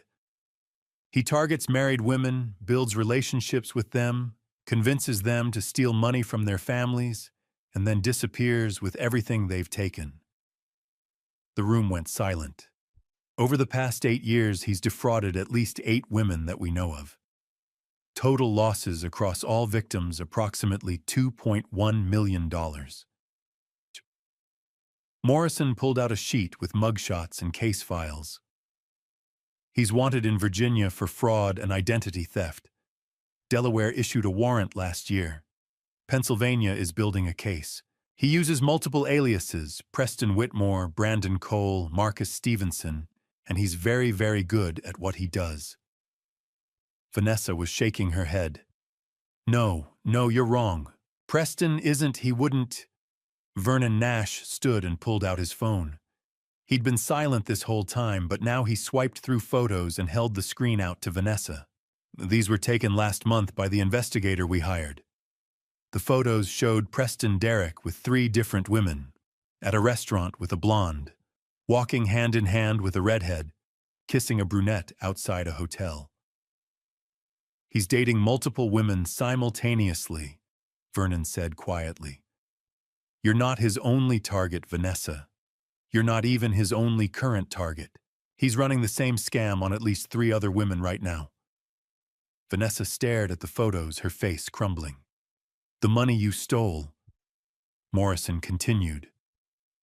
Where is it now? Vanessa's voice was barely audible. I gave it to Preston. He said he was investing it for us, for our future together. He said once we had enough, we could leave. Start over somewhere new, the Cayman Islands. He showed me brochures. He said, her voice broke. He lied. Morrison's voice was gentle but firm. The money's gone, Vanessa. He's already moved it offshore or spent it. You're never going to see it again. And once he has everything he can get from you, he'll disappear. That's what he does. That's what he's done to 8 other women before you. Michael sank back into his chair, his face in his hands. Cameron put an arm around his brother's shoulders. Olivia was crying silently in her corner. Vanessa stood suddenly, her chair scraping loudly against the floor. Everyone looked at her. You don't understand, she said, her voice shaking. Preston loves me. He told me he promised. She looked around the table, desperately seeking someone who would believe her. You're all wrong. He loves me. He's not using me. We have plans, real plans. Vanessa, I said gently. He's a criminal. Everything he told you was a lie. No. She shook her head violently. You don't know him. You don't know what we have together. The denial in her voice was heartbreaking. Vanessa braced both hands on the edge of the table, knuckles bone white. Her face was pale under the chandelier light, breath coming in short gasps. She lifted her head and swept her gaze around the circle of faces closing in on her Michael, Cameron, Vernon, detective, Morrison, Olivia. Then she opened her mouth, voice hoarse. You all think you know everything. I stood still at the head of the table, both hands resting on the brown leather notebook and the stack of papers. Said nothing. Let the silence do the work. Michael leaned forward in his chair, fists clenched on his knees. Cameron stood near the doorway, arms crossed, jaw tight. Vernon sat back with his arms folded, eyes steady. Detective Morrison kept one hand on the file folder in front of him, ready. Olivia had her face buried in her hands, shoulders shaking. Vanessa straightened, and something shifted in her expression, desperation giving way to defiance. Fine, she said, in voice rising. You want the truth? Here it is. She looked straight at me, then at Michael. Yes, I took the money. Yes, Preston and I were planning to leave the country. We had it all worked out, a new life in the Cayman Islands. Michael's face went white. Cameron's jaw dropped. Vernon didn't move, but I saw his eyes narrow. Vanessa kept going, words tumbling out now, fast and bitter. Preston found us a villa, oceanfront, 3 bedrooms, private beach. He showed me the photos, white sand, turquoise water, palm trees. He said we'd have a yacht. We'd sail the Caribbean. No more pretending, no more sneaking around. No more living in a house that smells like someone else's dead mother. I felt the words like a slap. Margaret's perfume bottles were still in the upstairs bathroom. Her apron still hung on a hook in the kitchen. Michael stood, chair scraping hard against the floor. Stop, he said, voice shaking. Grant, just stop. But Vanessa didn't stop. She turned on him, eyes blazing. Do you have any idea what it's like? She shouted. To be the poor adopted girl who married into a middle-class IT family. I grew up in a 2-bedroom apartment with 4 other foster kids. I wore hand-me-down clothes. I ate food bank dinners. And then I married you. A man who works 60 hours a week in Arlington and Baltimore, comes home exhausted, barely looks at his own son, and thinks a Saturday morning pancake breakfast makes him father of the year. Michael flinched. I saw the hit land. Preston promised me the life I deserve. Vanessa continued, voice cracking. He said I was beautiful. He said I was worth more than this, more than a Victorian house in Annapolis with peeling paint and a mortgage. He said we'd live like we mattered. Cameron stepped forward, blocking the doorway. Where's the money, Vanessa? She turned to him, and for a moment I thought she might cry. But instead she laughed, a short, bitter sound. It's with Preston, she said. Safe. You'll never see it again. Cameron's face went red. He took another step forward. Vernon stood quickly, putting a hand on Cameron's shoulder. Easy, son, Vernon said quietly. Michael was still standing, staring at Vanessa like he'd never seen her before. $300,000, he said, voice hollow.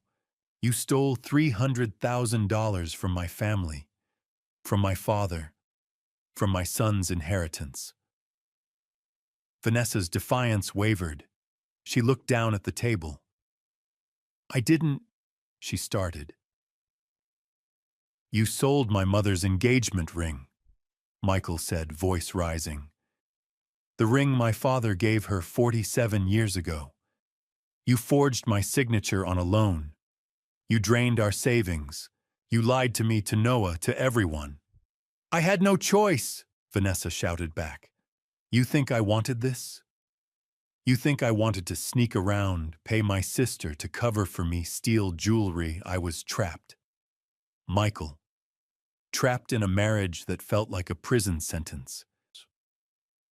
She swung around to face Olivia, who was still crying softly in her chair. And you, Vanessa hissed. You were supposed to keep your mouth shut. You were supposed to take the money and stay silent. But no, you had to go and confess everything. You ruined it all. Olivia looked up, tears streaming down her face. I'm sorry, Vanessa, she whispered. I never wanted to hurt anyone.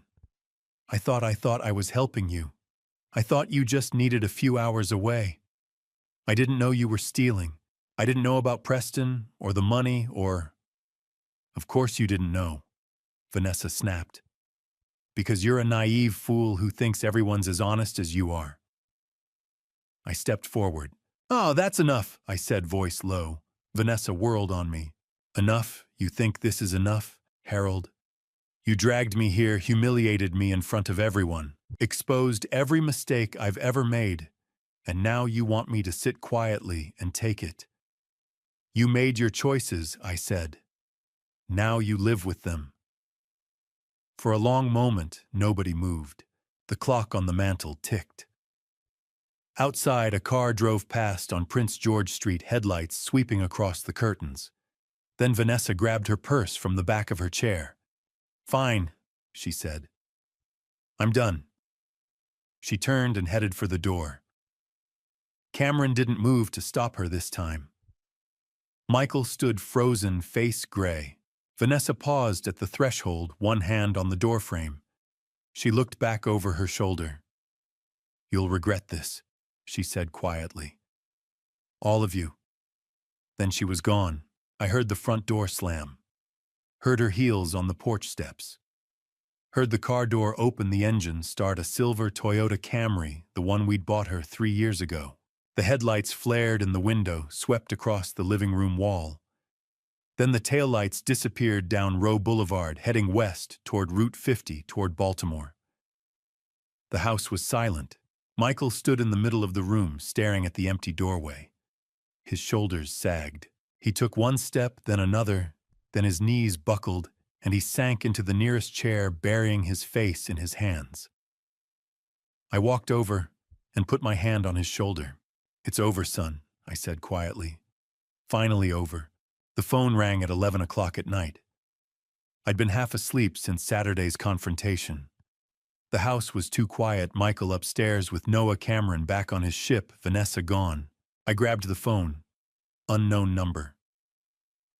Hello. Silence. Then a hoarse voice. Harold, I need help. Vanessa. I sat up, switched on the lamp. Where are you? Baltimore, a motel off Route 40. Her voice cracked. I didn't know who else to call. I pressed the phone to my ear. What happened? Traffic noise in the background. A long pause. Then the words came fast. I contacted Preston after I left. He told me to meet him at the Marriott downtown Inner Harbor. He said everything was ready. The villa, the bank account, new passports. He walked me through transferring the money into a joint offshore account. Almost $300,000, Harold. Everything I had left. My hand tightened on the phone. This morning I woke up and he was gone. She continued, voice breaking. Hotel room empty. His bags, phone, everything gone. I checked the account and it was cleaned out. Zero. I tried calling and the numbers disconnected. He took everything. I heard her crying, quiet, broken. He used me exactly the way I used Michael, she whispered.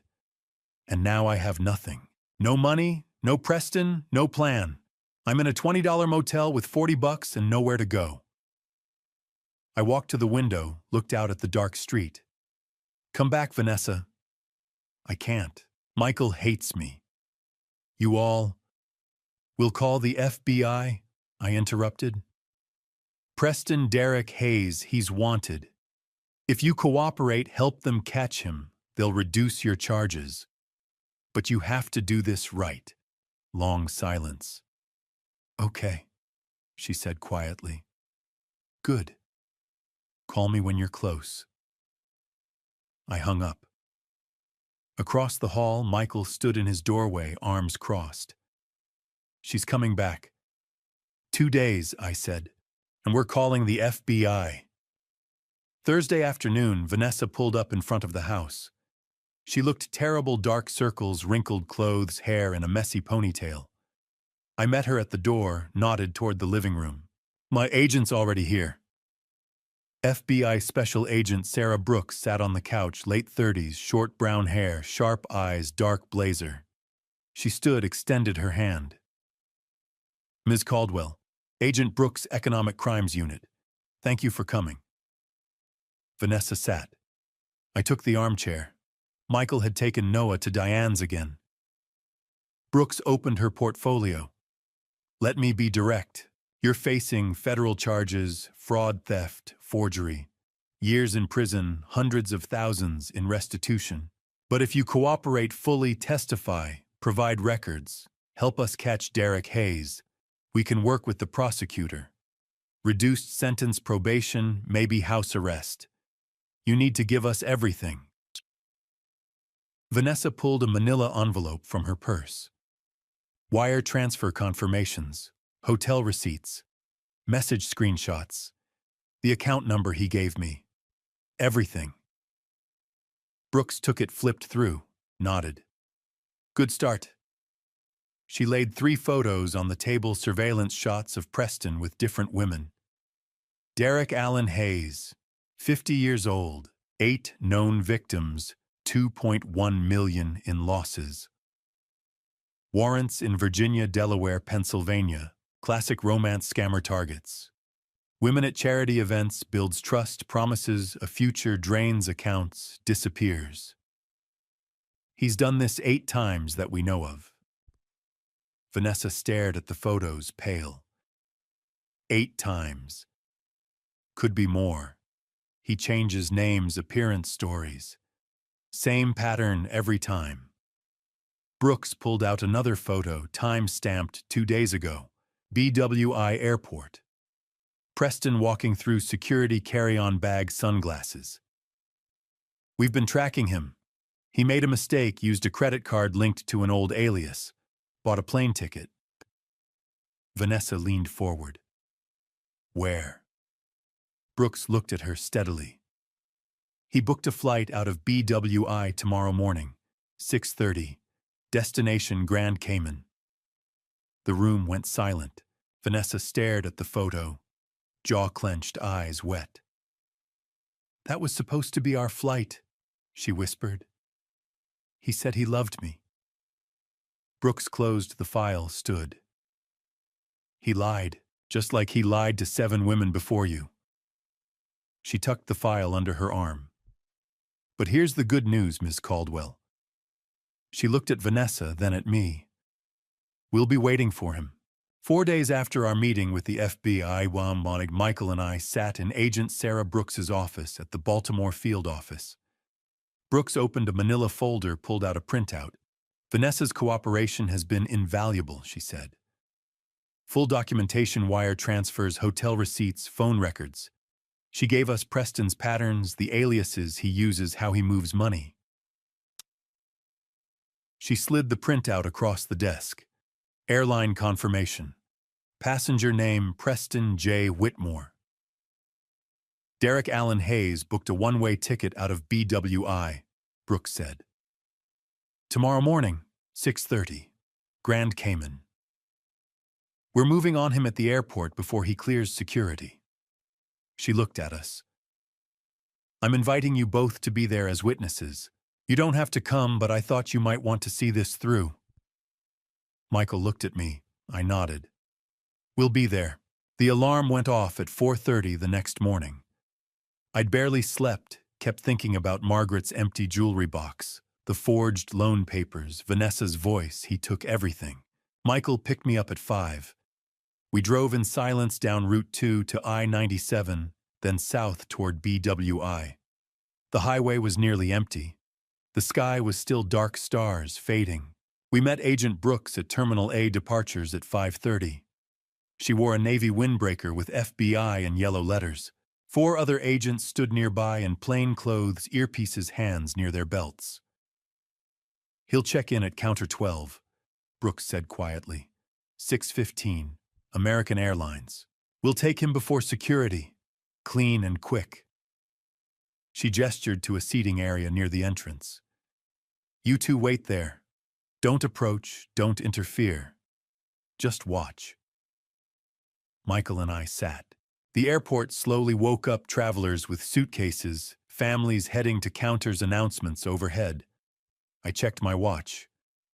6 o'clock. Michael sat forward, hands clasped between his knees. I keep thinking about Noah, he said quietly. How do I explain all this to him? One step at a time, I said. First we deal with this, then we figure out the rest. At 6:12, my phone buzzed. Text from Brooks inbound. 2 minutes. I looked up. Brooks stood near Counter 12, pretending to check her phone.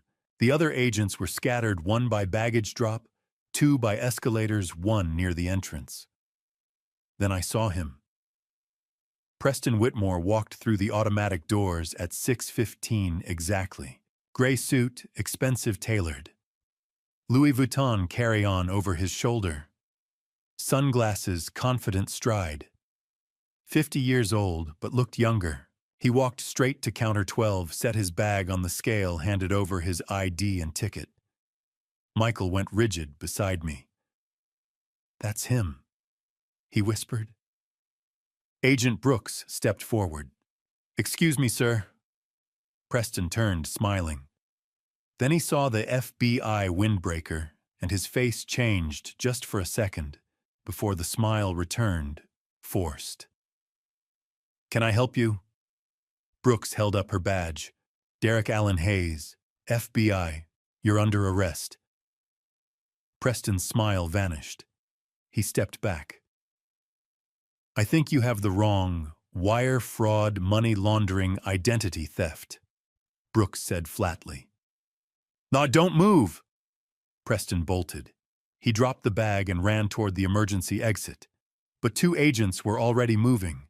They cut him off in 5 steps, grabbed his arms, slammed him against a support column. One pulled his arms back, snapped handcuffs on. Preston shouted, voice echoing through the terminal. You have no right, I haven't done anything.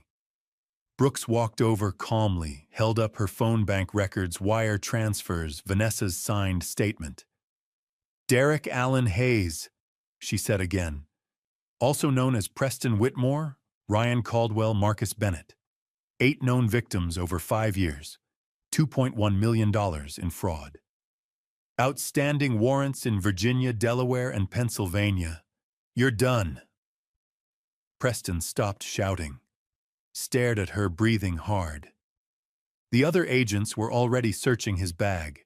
One pulled out stacks of cash, $100 bills, rubber-banded.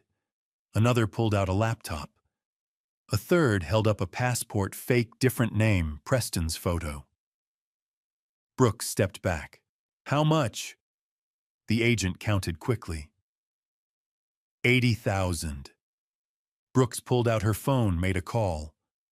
Listened, then nodded. Account still active. 140,000 sitting in it. He hadn't moved it yet. She looked at Preston. 220,000 total.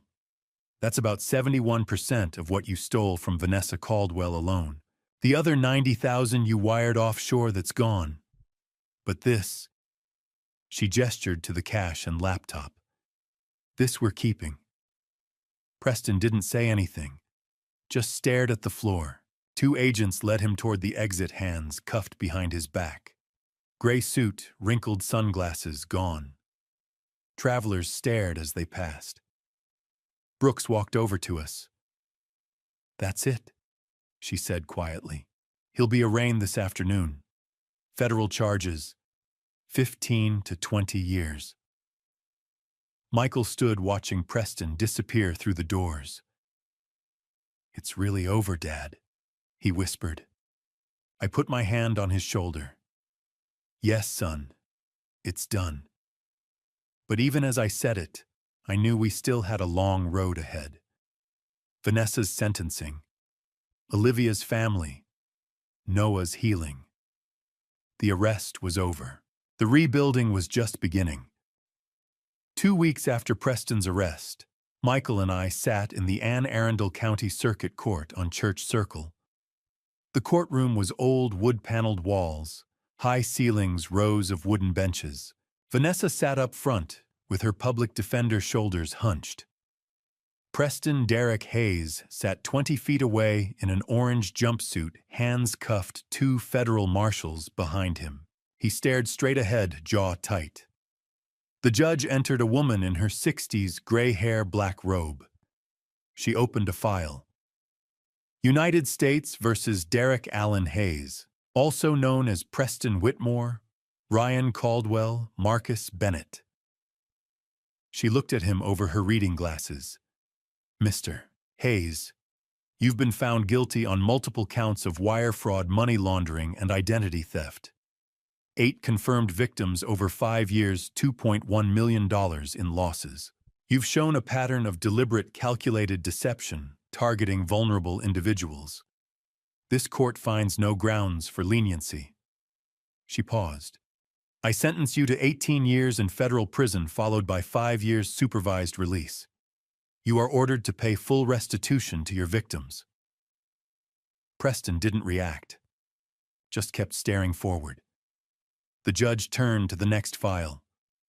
Commonwealth of Maryland versus Vanessa Marie Caldwell. Vanessa stood, legs shaking. Her lawyer steadied her elbow. Ms. Caldwell, you've pleaded guilty to theft, forgery, and conspiracy to commit fraud. You stole over $300,000 from your family. However, the court recognizes your full cooperation with federal authorities. Your testimony was instrumental in the arrest and conviction of Derek Hayes. She closed the file. I sentence you to 2 years probation, 500 hours of community service, and restitution of $90,000 to the Mitchell family. You are prohibited from leaving the state and from contacting Noah Mitchell during probation. Violation will result in immediate incarceration. Vanessa buried her face in her hands. The judge looked at Michael. Mr. Mitchell, the divorce decree has been finalized. You are granted full custody of your son, Noah Mitchell. Michael nodded, face gray. We left 15 minutes later. A week after sentencing, I received a check from the FB with $220,000, the recovered funds from Preston's arrest. I sat at my desk that night staring at the check. Thought about Margaret's jewelry sold and gone forever. Thought about the 90,000 wired offshore unrecoverable. But mostly I thought about Olivia, desperate, manipulated by her own sister, paying for her parents' medical bills the only way she knew how. Margaret's voice in my head. Always protect this family, Harold. Family wasn't just blood. It was the people who stayed, who loved when it was hard. I pulled out my checkbook and wrote a check for $50,000. The next morning, I drove to Eastport. 89 Clay Street looked the same, gray-blue wood siding, faded curtains, wilted daisies. I climbed the porch steps and knocked. Ruth Anderson opened the door, 72, gray hair, old cardigan, tired eyes. "Mr. Mitchell," she said, surprised. "May I come in?" She stepped aside. The living room was small, tidy, second-hand furniture, crocheted blankets, a walker in the corner. I heard the hiss of an oxygen machine from the back bedroom. Olivia appeared in the hallway, stopped when she saw me. I pulled the check from my jacket pocket, held it out to Ruth. "This is for you and Howard. $50,000. It'll cover your medical bills and move Howard to a better care facility, one with full-time nurses, better equipment, more comfort." Ruth stared at the check. Her hands started shaking. "Mr. Mitchell, I can't. We can't." "You can," I said firmly. "Olivia was caught in the middle of this. She made mistakes, but she did it out of love for you. You and Howard gave her a home when no one else would. You deserve help." Ruth started crying. Olivia rushed over, put her arms around her. "Thank you," Olivia said, voice breaking. "Thank you so much." I set the check on the table. "Use it well." 1 month later, Howard Bradshaw moved into the Annapolis Care Center on Aris T. Allen Boulevard, a modern facility with private rooms, round-the-clock nursing, and a garden courtyard. Ruth visited every day. Olivia worked part-time at a local grocery store, spent her evenings with them. 4 months after that, Howard passed away peacefully in his sleep. The funeral was small, a local church on West Street, maybe 20 people. Ruth sat in the front pew, Olivia beside her holding her hand. Laura Griffin sat on Olivia's other side. Michael and I sat in the back with Noah. After the service, I walked up to Olivia, put my hand on her shoulder. "Your father would be proud of you." Olivia looked up, eyes red. "He wasn't my father by blood," she whispered, "but he loved me like one. He and Ruth, they saved me." "I know," I said. "And now you're saving Ruth. That's what family does." She nodded, wiped her eyes. Outside, Ruth stood by the church steps, staring at the hearse. Olivia went to her, wrapped an arm around her shoulders. They stood there together, holding each other up. Michael appeared beside me. "You did a good thing, Dad."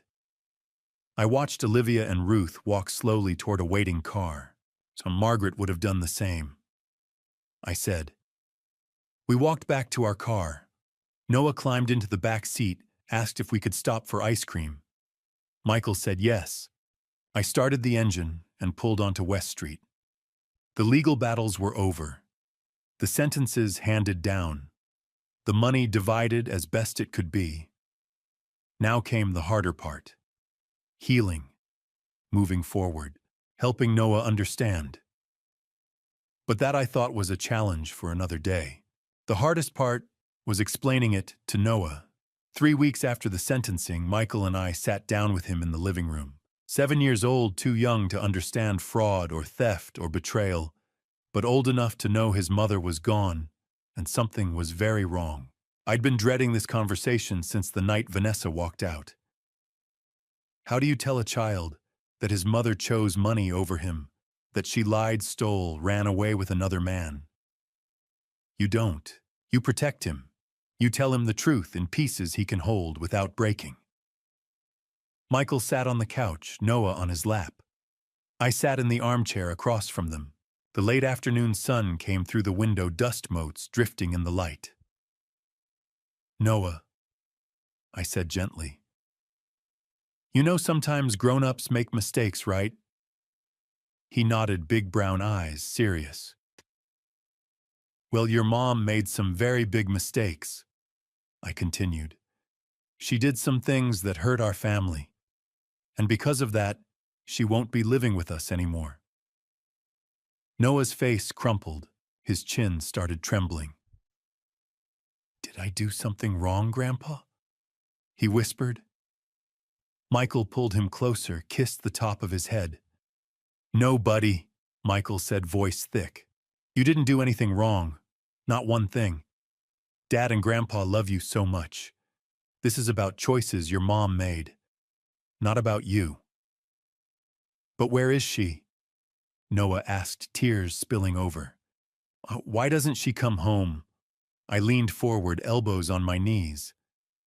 She can't come home right now, I said. She has to. She has to fix the mistakes she made. And that's going to take a long time. Noah cried quietly for a minute, face buried in Michael's chest. Michael looked at me over Noah's head, eyes red. I cleared my throat. Noah, do you remember the nice lady who came to visit a few times? The one who looked like Mom? Noah lifted his head, wiped his nose on his sleeve. The lady who made cookies, he said. That's right. Her name is Olivia. She's your mom's sister, your aunt. She didn't know about the mistakes your mom was making. She was trying to help. And she'd like to keep visiting us if that's okay with you. Noah looked uncertain. Will Miss Olivia stay? He asked quietly. Before I could answer, I heard footsteps in the hallway. Olivia appeared in the doorway holding a plate covered with aluminum foil. She'd been waiting in the kitchen, giving us time to talk first. Hi, Noah, she said softly. I brought your favorite chocolate chip cookies, just out of the oven. She walked over, slowly set the plate on the coffee table, pulled back the foil. The smell of warm chocolate filled the room. Noah stared at her, then at Michael, then back at her. Olivia crouched down so she was at his eye level. I know I look like your mom, she said gently. That must be confusing.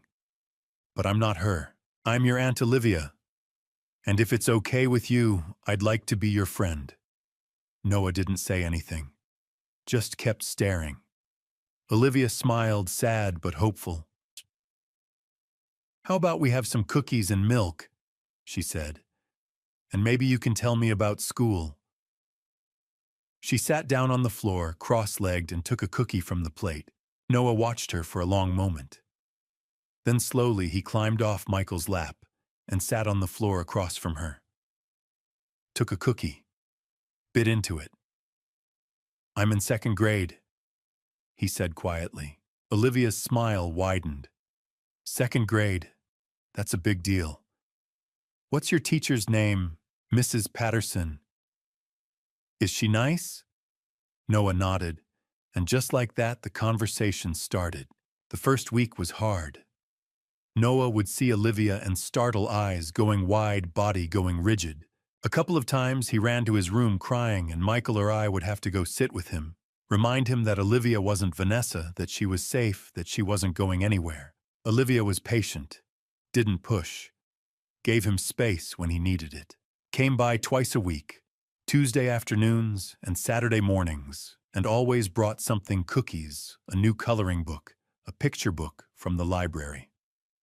By the second week, Noah stopped running. By the third week, he started calling her Aunt Liv. One Saturday morning, Olivia took him to Quiet Waters Park. They fed the ducks, played on the swings, walked the nature trail. When they came back, Noah was laughing, really laughing, for the first time in months. Aunt Liv does funny voices when she reads, he announced at dinner that night. She made the wild things sound like pirates. Michael looked at me across the table, relief written all over his face. 2 months after our first conversation, Noah's teacher stopped me at pickup. Mr. Mitchell, she said, smiling. I wanted to show you something Noah made today. She handed me a piece of construction paper. crayon drawing 4 stick figures standing in front of a house. Blue sky, yellow sun, green grass.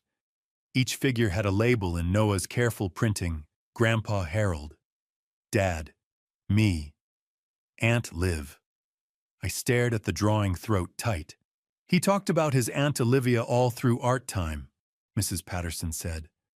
Said she makes the best chocolate chip cookies in the whole world. I folded the drawing carefully, slipped it into my jacket pocket.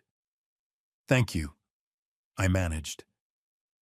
That night I showed it to Michael. He stared at it for a long time, then put it on the refrigerator with a magnet right next to Noah's school photos and a drawing of a boat Cameron had sent from Miami. Margaret would have been proud. 3 weeks later, on a Tuesday evening, Olivia was reading to Noah in his bedroom. I was downstairs washing dishes, heard their voices drifting down the hallway, Olivia doing silly accents, Noah giggling. Then it got quiet. I dried my hands, walked upstairs, stood in the doorway. Noah was sitting on his bed in his dinosaur pajamas, where the wild things are open on his lap. Olivia sat beside him. He looked up at her, serious. Aunt Liv, he said quietly. Yeah, sweetheart. Will you read me a bedtime story every time you come over? Olivia's eyes filled with tears. She blinked fast, smiled. Of course, she whispered. Every single time.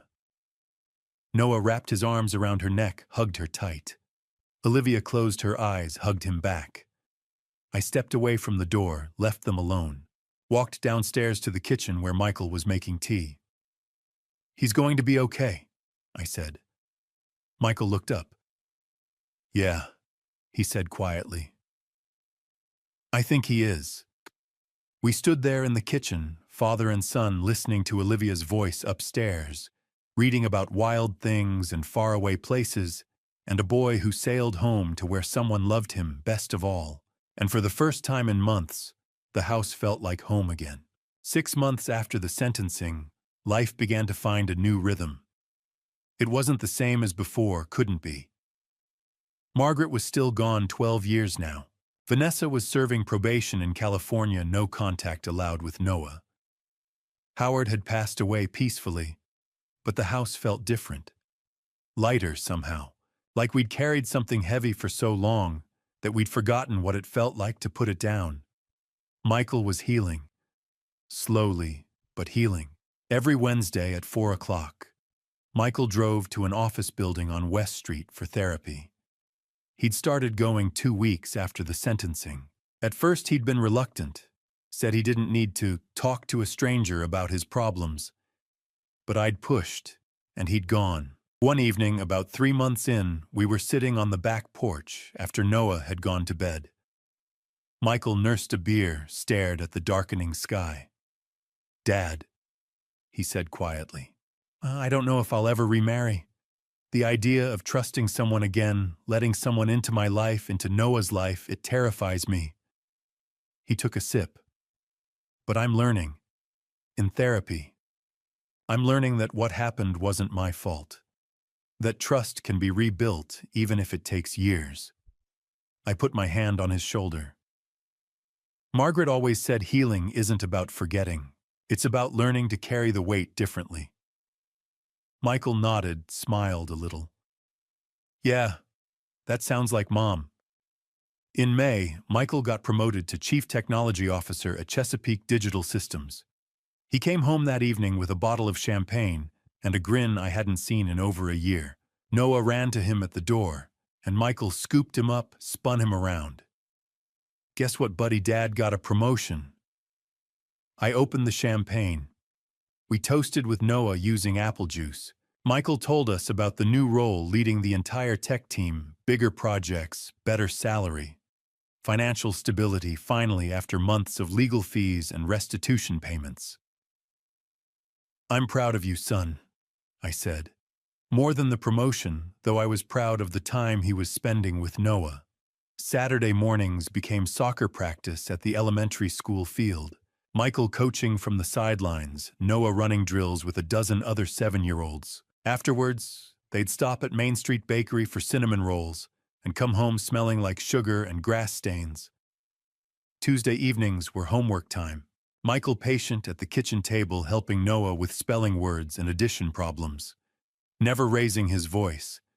Just saying, "Let's try it a different way, buddy." And Sunday afternoons, they'd go fishing at Quiet Waters Park. Came back with stories about the one that got away.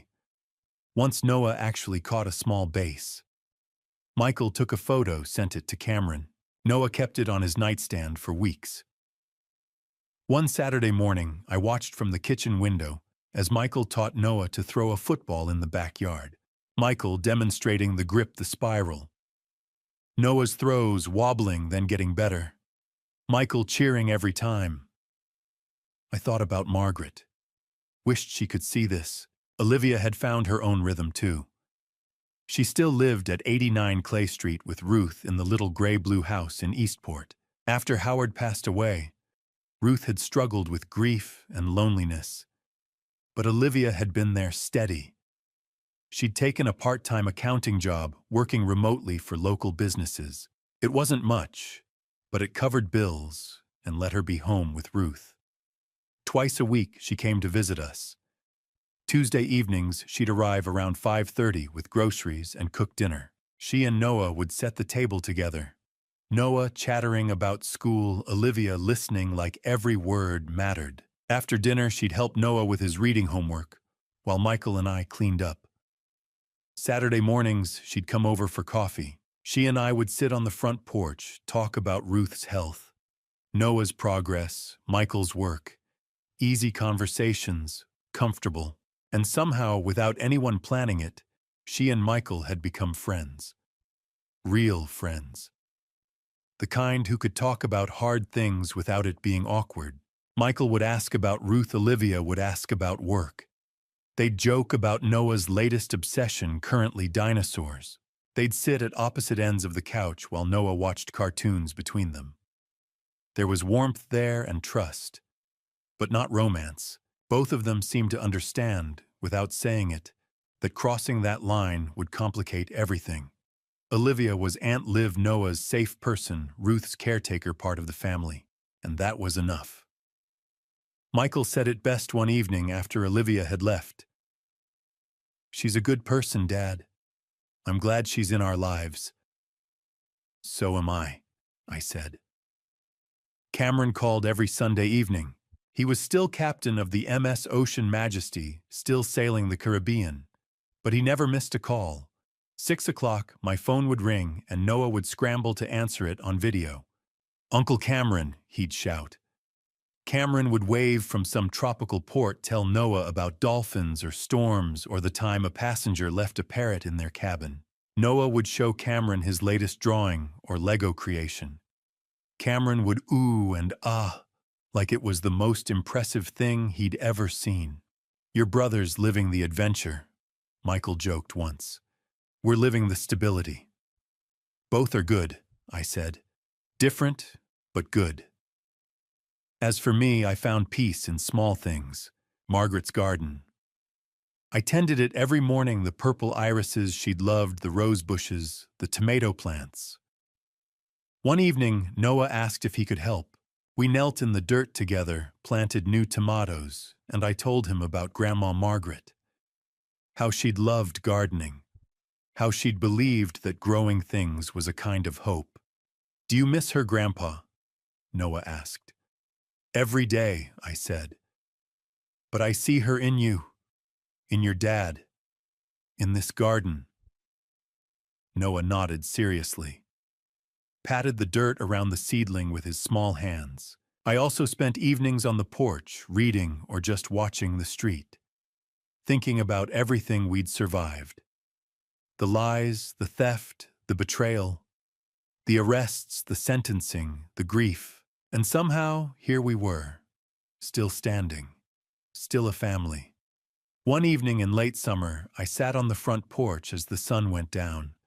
The air was warm, cicadas humming in the trees. Michael and Noah were in the yard playing tag. Noah shrieking with laughter, Michael pretending he couldn't catch him. The screen door opened behind me. Olivia stepped out carrying a tray with 2 glasses of iced tea. She handed me one, sat in the rocking chair beside mine. "Beautiful evening, isn't it, Harold?" she said. I took the glass, smiled. "It really is, Olivia," I said. "It really is." We sat in silence, sipping tea, watching Michael finally catch Noah and lift him into the air. The boy's laughter rang across the yard like a bell. And I thought, this is what we fought for. 1 year had passed since that November morning, when Cameron called and said, "Dad, Vanessa's on my ship." I sat in my study on a quiet afternoon, the same leather notebook open on my desk. I'd filled it over the past 12 months. Observations, questions, fears, small victories. Now I turned to the last page and wrote in careful letters, "Day 365, we made it through." I set down my pen and looked around the room. Margaret's photo still sat on the corner of my desk, her smile frozen in time. The window looked out over the backyard where the garden she'd loved was preparing for winter. And somewhere in the house I could hear Noah laughing. 1 year, 365 days since the impossible call. Since I'd stood between 2 identical women and realized my daughter-in-law had been living a double life. A lot had changed, but we were still standing. Noah was 8 now, 2nd grade at Annapolis Elementary. His teacher said he was doing well, reading above grade level, making friends, no longer asking why Mom didn't come home. He still had hard days, but fewer of them.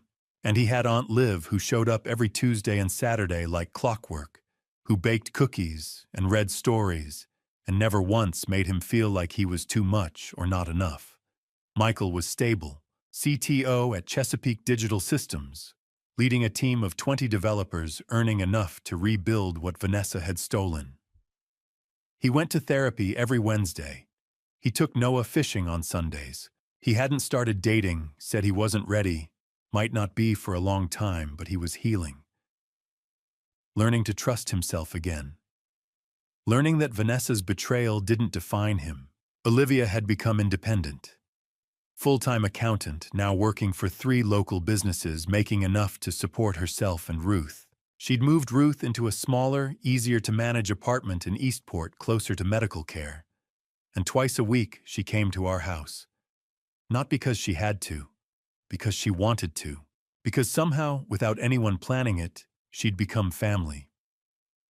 Vanessa was in California serving out her probation, working at a grocery store, living in a studio apartment, forbidden from leaving the state or contacting Noah. She'd sent a letter 3 months ago, an apology addressed to Noah. Michael had shown it to me, asked what I thought.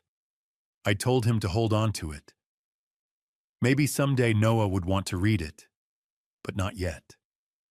Not while he was still healing. Cameron was still at sea, still captain of the MS Ocean Majesty. He called every Sunday, sent postcards from Jamaica and Cozumel and Grand Cayman. He kept a photo in his cabin, all of us together, taken at Christmas. Michael, Noah, me, Olivia, Ruth. A new kind of family portrait. And me, I was 68 years old, 12 years a widower, still living in the house Margaret and I had bought 40 years ago. Still tending her garden. Still teaching Noah about what it means to be honest, to be kind, to stay when things get hard. I'd learned a lot this year.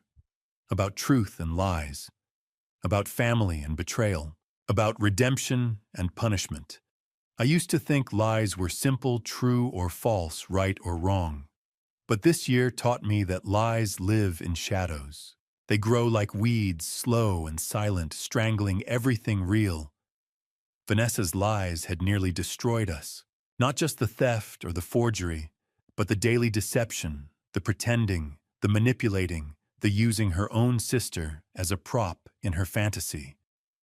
But Olivia's truth had saved us. She'd confessed when she didn't have to, cooperated when it would have been easier to run. And in doing so, she'd given us a chance to rebuild on something solid. I used to think family was blood, shared DNA, legal documents, wedding vows. But this year taught me that family is who stays, who fights, Who shows up when everything falls apart and says, "I'm here. I'm not leaving." Olivia wasn't related to us by blood or marriage, but she was family. She'd earned it not through some grand gesture, but through 100 small ones. Tuesday dinners, Saturday morning coffee, bedtime stories and soccer games and patient answers to Noah's endless questions.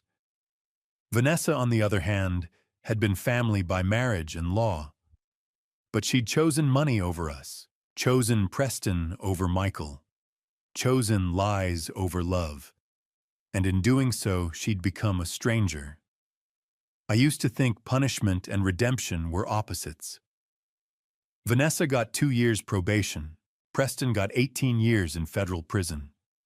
Justice served, case closed. But punishment doesn't equal healing, and justice doesn't erase pain. Redemption isn't about erasing the past. It's about building something better from the ruins. Olivia found redemption by caring for Ruth, by loving Noah, by showing up every week with patience and cookies and second chances. Michael found it by going to therapy, by being present for his son, by choosing to trust again, even when it terrified him. And me, I found it by protecting this family. Not perfectly. God knows I made mistakes. But I'd done what Margaret would have wanted. I'd kept us together. I looked at Margaret's photo, traced the frame with one finger. "Margaret," I whispered. "If you're watching, I hope you're proud.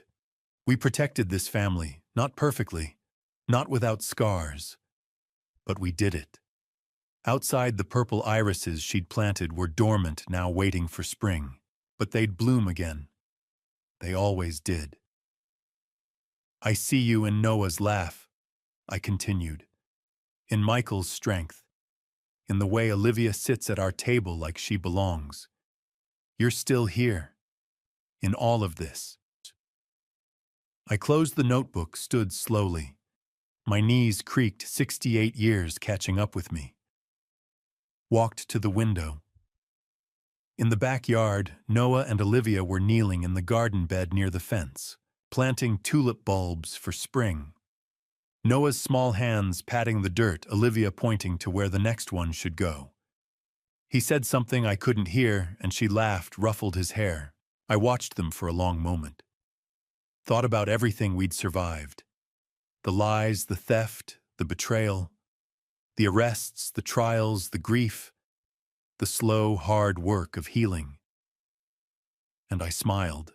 This is what family looks like.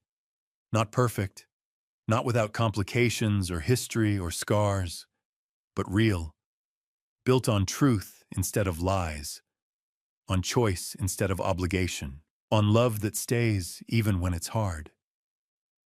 I thought about Vanessa sometimes, wondered if she regretted it, wondered if she understood what she'd lost. But mostly I thought about the people who were still here, the ones who'd stayed, the ones who'd fought, the ones who'd chosen us. Noah looked up, then saw me in the window and waved. Olivia waved, too, smiled, that warm, genuine smile. I waved back. This is enough, I thought. This is more than enough. If you've walked this journey with me, thank you. It hasn't been easy. But it's been real. What would you do if you discovered your daughter-in-law was living a double life? Would you confront her or stay silent? Would you protect your family or try to fix the unfixable? Let me know in the comments below. And if this story touched you, if it made you think about truth and family and what it means to rebuild after betrayal, please like and subscribe. The truth always finds its way to the light. Sometimes it takes longer than we'd like. Sometimes it costs more than we want to pay. But it's always worth it. Because in the end, the truth is all we have. And it's enough. Looking back on this journey, I realize family betrayal cuts deeper than any stranger's crime. When the person sleeping under your roof, eating at your table, raising your grandson, turns out to be living a double life, it shakes everything you thought you knew about trust. If you're facing something similar, here's my advice. Don't be like me and wait. I watched for 10 days gathering evidence while my gut screamed the truth. Trust your instincts. Confront early. Protect the innocent, especially the children, first. The lessons I learned are hard ones. Family betrayal doesn't just steal money. It steals peace. It makes you question every memory, every smile, every "I love you." But here's what I also learned. Family isn't defined by blood or marriage certificates. It's defined by who stays when the truth comes out. Olivia wasn't family by law, but she became family through loyalty. Vanessa was family by marriage, but she became a stranger through lies.